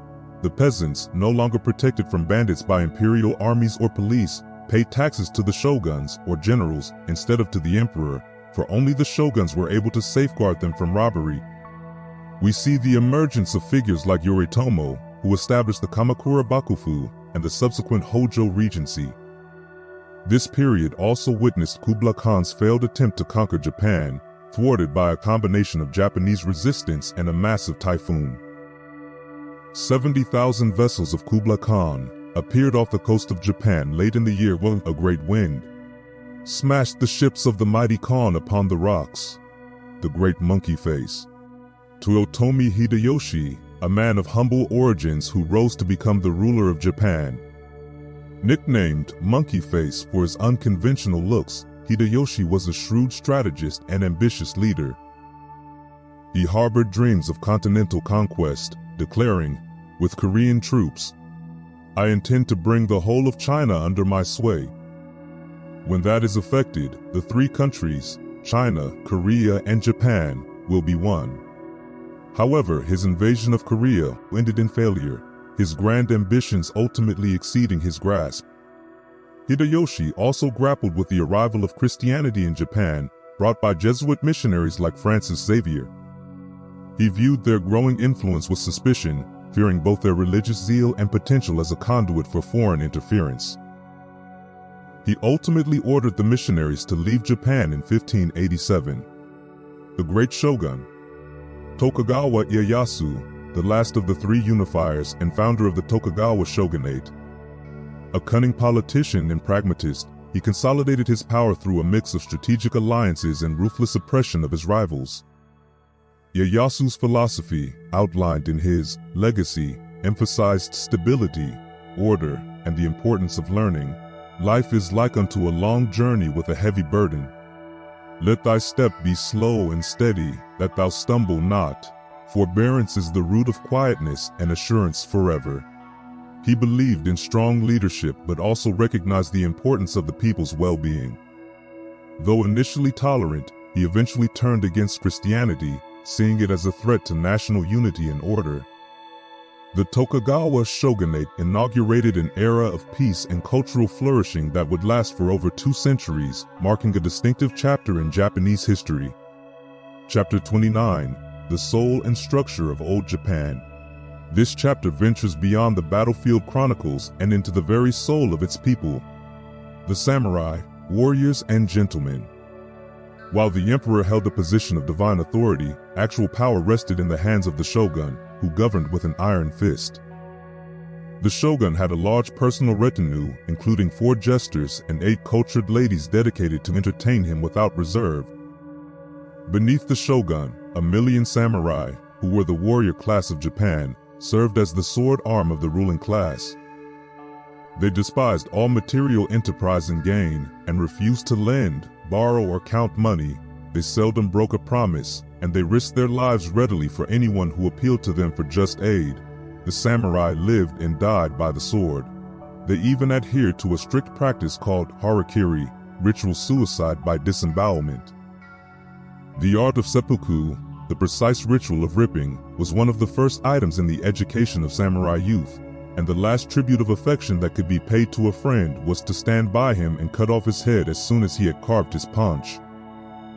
This practice underscored their unwavering commitment to honor and their acceptance of death as a natural, even beautiful, conclusion to life. The law, a blending of severity and compassion. The Japanese legal framework, with roots in ancient customs and Chinese codes, underwent significant evolution. Early emperors favored compassion, even abolishing capital punishment. However, this was short-lived, and harsher penalties returned.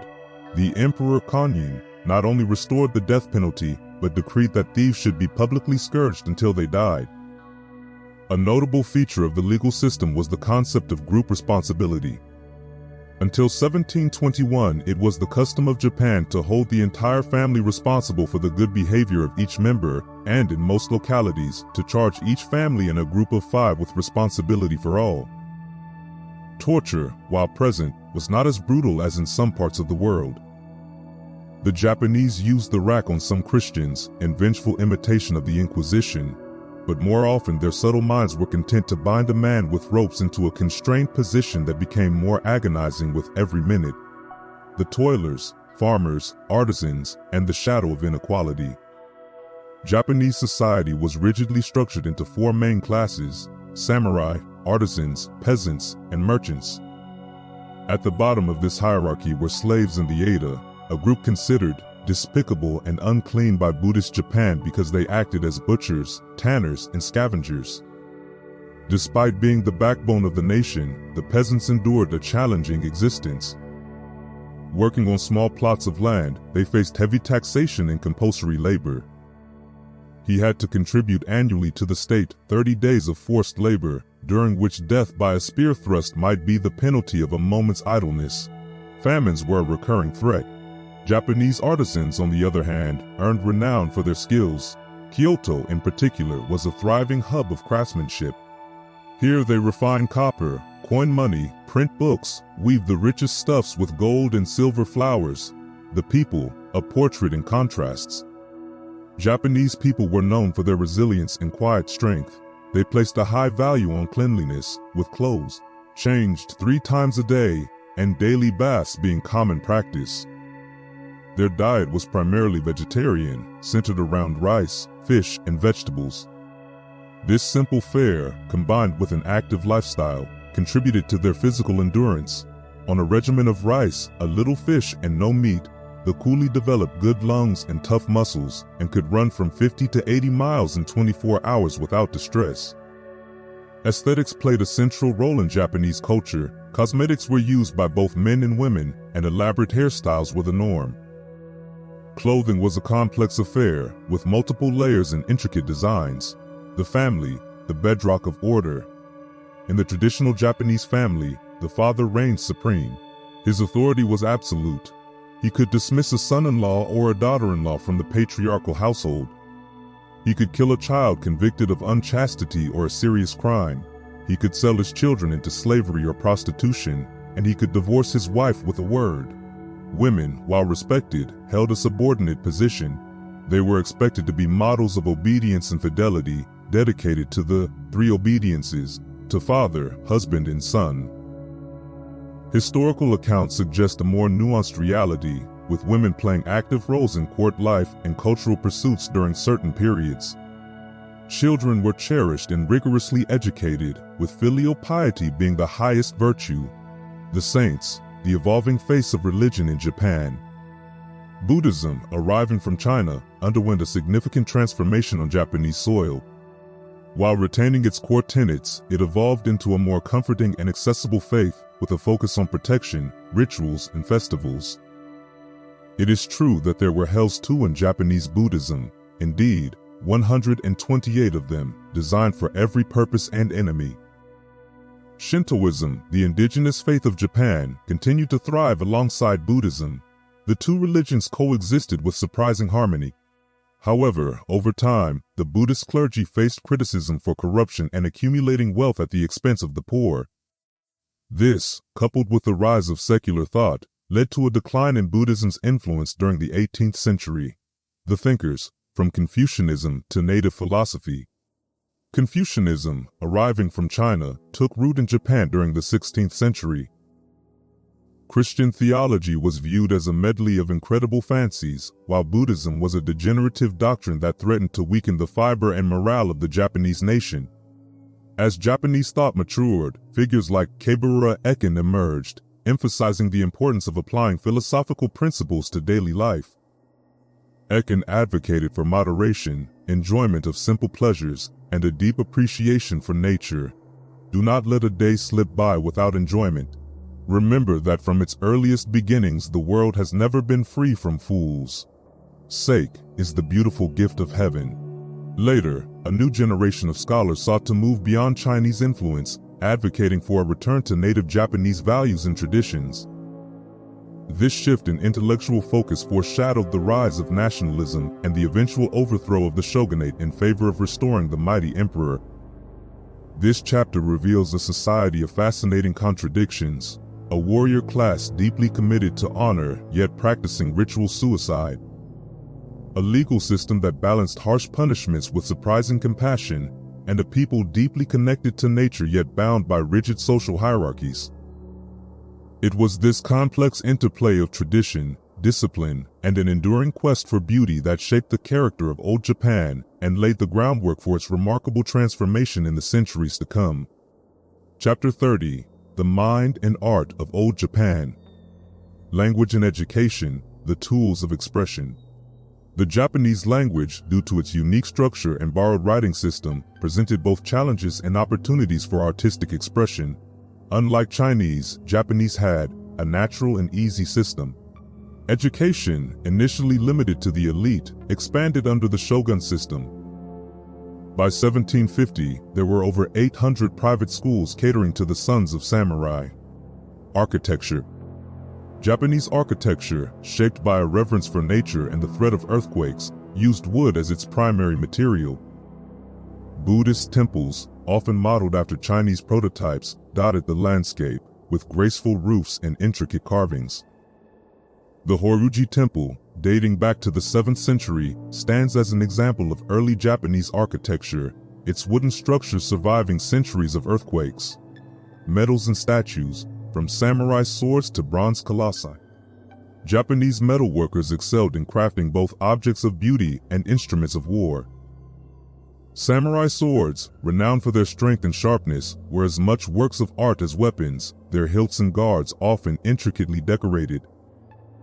The sword of the samurai was stronger than his dwelling, for the metalworkers of Japan spent themselves on making blades superior to those of Damascus or Toledo, sharp enough to sever a man from shoulder to thigh at a blow, and ornamented with guards and handles so highly decorated or so heavily inlaid with gems that they were not always perfectly adapted to homicide. Japanese art and civilization. The impact of Western industrialization and military power forced Japan to confront its own vulnerabilities and ultimately led to the demise of its traditional way of life. There is no more amazing phenomenon in modern history than the way in which sleeping Japan, roughly awakened by the canon of the West, leapt to the lesson, bettered the instruction, accepted science, industry, and war, defeated all her competitors either in battle or in trade, and became, within 2 generations, the most aggressive nation in the contemporary world. Chapter 31: The New Japan. The death of a civilization seldom comes without internal decay, before external attacks can change its essential structure or bring it to an end. And just as civilizations weaken, so do the families that rule them. The Tokugawa clan, after 2 centuries of peace, found themselves ill-prepared for the challenge that would transform Japan. The political revolution. The decay of the shogun system. By the mid-19th century, the ruling family's mediocrity, coupled with a long peace, led to a softening of the warrior class, the samurai. Taxes went uncollected, and the treasury was depleted. Japan was a country ripe for change. America knocks at the door. In 1853, Commodore Perry of the United States arrived with a fleet of warships in Edo Bay, now Tokyo Bay. His arrival was a shock to the complacent shogun, forcing them to confront their nation's weakness. Perry's mission was not conquest but trade. He sought, and eventually secured, a treaty opening Japanese ports to American ships. His arrival, however, sparked a chain of events with unforeseen consequences. The shogun, discredited by its inability to resist foreign demands, was overthrown in 1867. The following year, Emperor Meiji was restored to actual power. Japanese leaders, eager to learn from the West, sent delegations abroad to study everything from industry and technology to law and governance. Englishmen were brought in to superintend the construction of railways, the erection of telegraphs, and the building of a navy. Frenchmen were commissioned to recast the laws and train the army. Germans were assigned to the organization of medicine and public health. Americans were engaged to establish a system of universal education, and to make matters complete, Italians were imported to instruct the Japanese in sculpture and painting. Political reconstruction. In 1889, Japan adopted a new constitution, largely modeled after that of Germany. A constitutional monarchy designed to avoid the excesses of democracy and yet encourage the talent of every class for a rapid economic development. Law.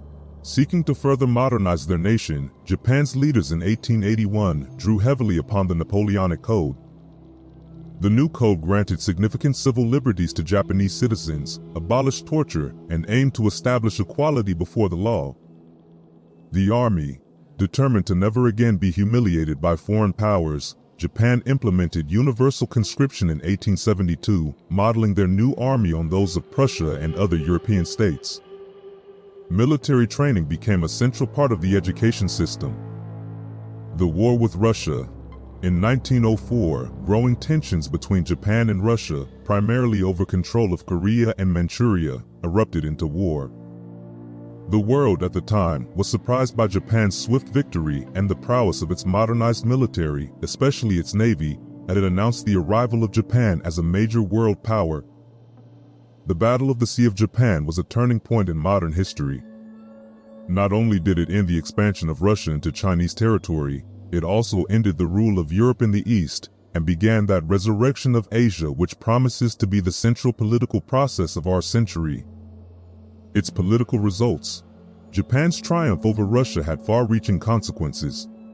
It not only checked Russian expansion in Asia, but also inspired nationalist movements in other Asian countries. The victory emboldened Japan. The Industrial Revolution. Following its political revolution, Japan underwent an economic transformation. With remarkable speed, Japan transitioned from a feudal, agrarian society to a modern industrial power. This rapid change was guided by a government committed to modernization and willing to invest in new technologies. The success of Japan's industrialization could be measured by the sheer growth in its factories. These factories churned out a growing stream of goods, particularly textiles, for both domestic consumption and, increasingly, for export. The number of factories increased 600% from 1908 to 1931. The rapid industrialization of Japan, however, came at a human cost. Wages were deliberately kept low, particularly for the women who made up a large segment of the factory workforce. The average wage of the men in 1931 was $1.17 a day, of the women, 48 cents a day. 51% of the industrial workers were women, and 12% were under 16 years of age. This exploitation of labor, while providing a source of cheap goods, contributed to social unrest. It was not surprising that the low pay and harsh working conditions in Japan's factories led to frequent labor strikes. Workers, seeking to improve their lot, faced an uphill battle against powerful industrialists and a government determined to keep labor costs low. Japan's cities, especially those at the heart of its industrial expansion, saw a surge in urban poverty. Slum conditions were particularly appalling in cities like Osaka, Kobe, and Tokyo. The leaders of Japan's Industrial Revolution justified the harsh conditions of its factory workers as necessary sacrifices for the good of the nation. They argued that without such measures, Japan could not compete in the global marketplace or defend itself against the Western powers. This argument, however, ignored the growing social inequalities within Japanese society. The Cultural Revolution. Japan's transformation was visible not only in its factories and cities, but also in the everyday lives of its people.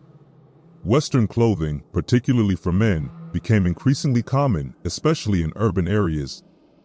The traditional kimono was slowly being replaced by the Western suit, a visible symbol of Japan's embrace of modernity. The Japanese character. The typical Japanese had all the qualities of the warrior, pugnacity and courage, and an unrivaled readiness to die. And yet, very often, he has the soul of an artist, sensuous, impressionable, and almost instinctively possessed of taste.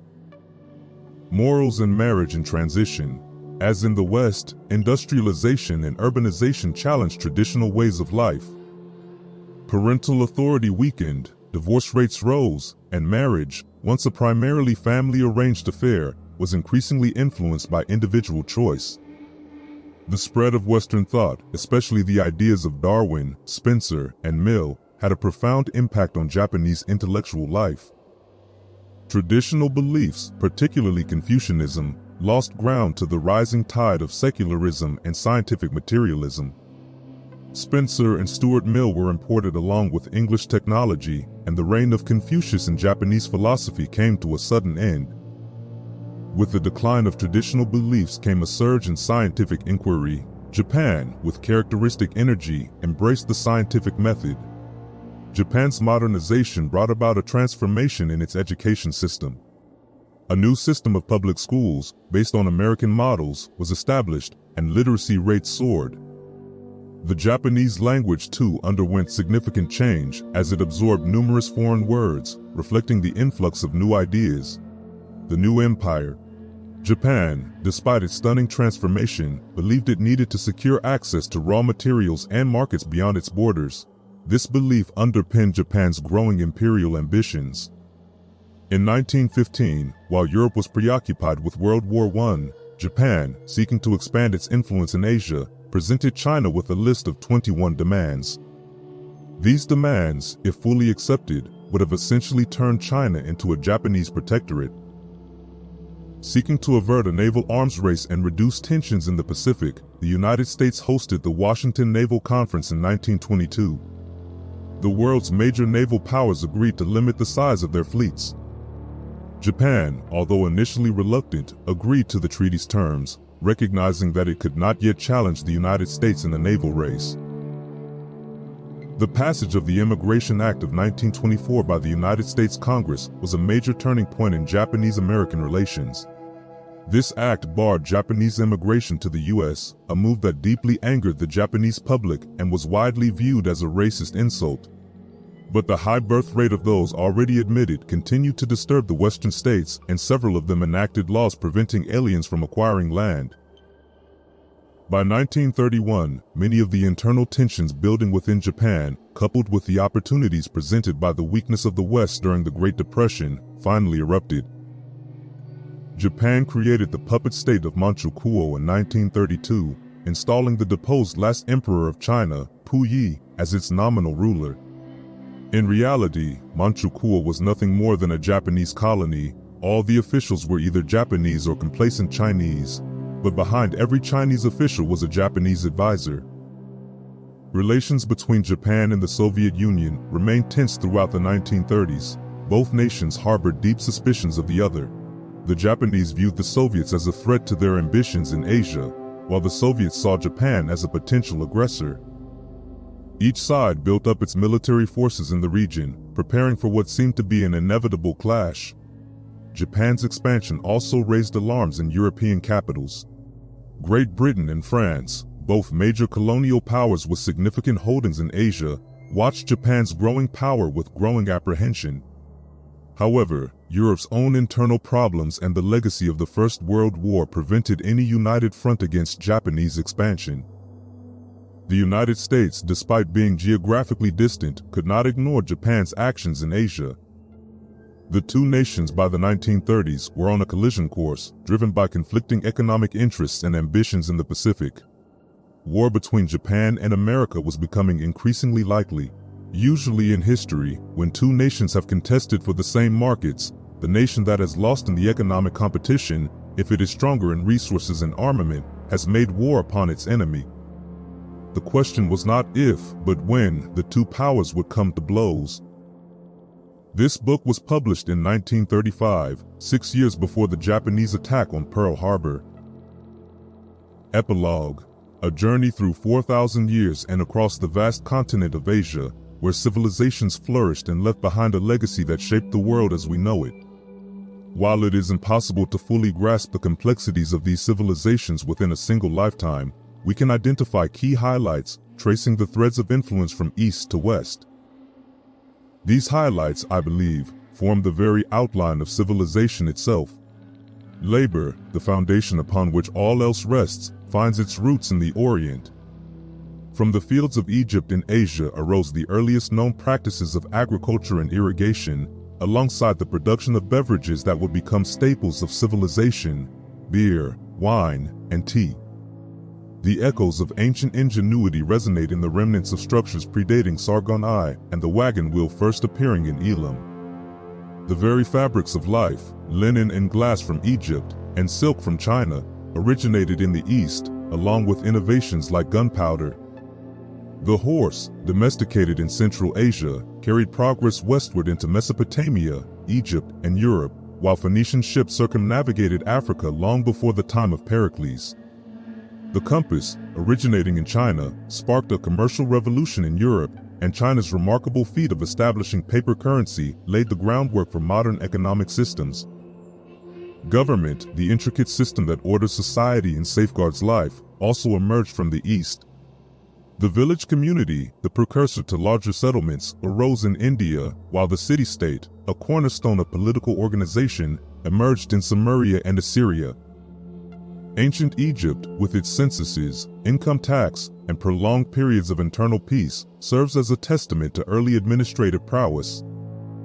Morality, the compass guiding our actions and shaping social conscience, found early expression in the East.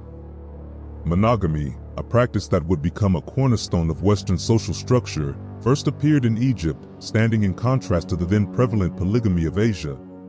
Egypt also gave voice to early cries for social justice, while Judea offered a powerful plea for human brotherhood, shaping the moral consciousness of humankind. Religion, the tapestry of beliefs woven from humanity's search for meaning and solace, has deep roots in the East.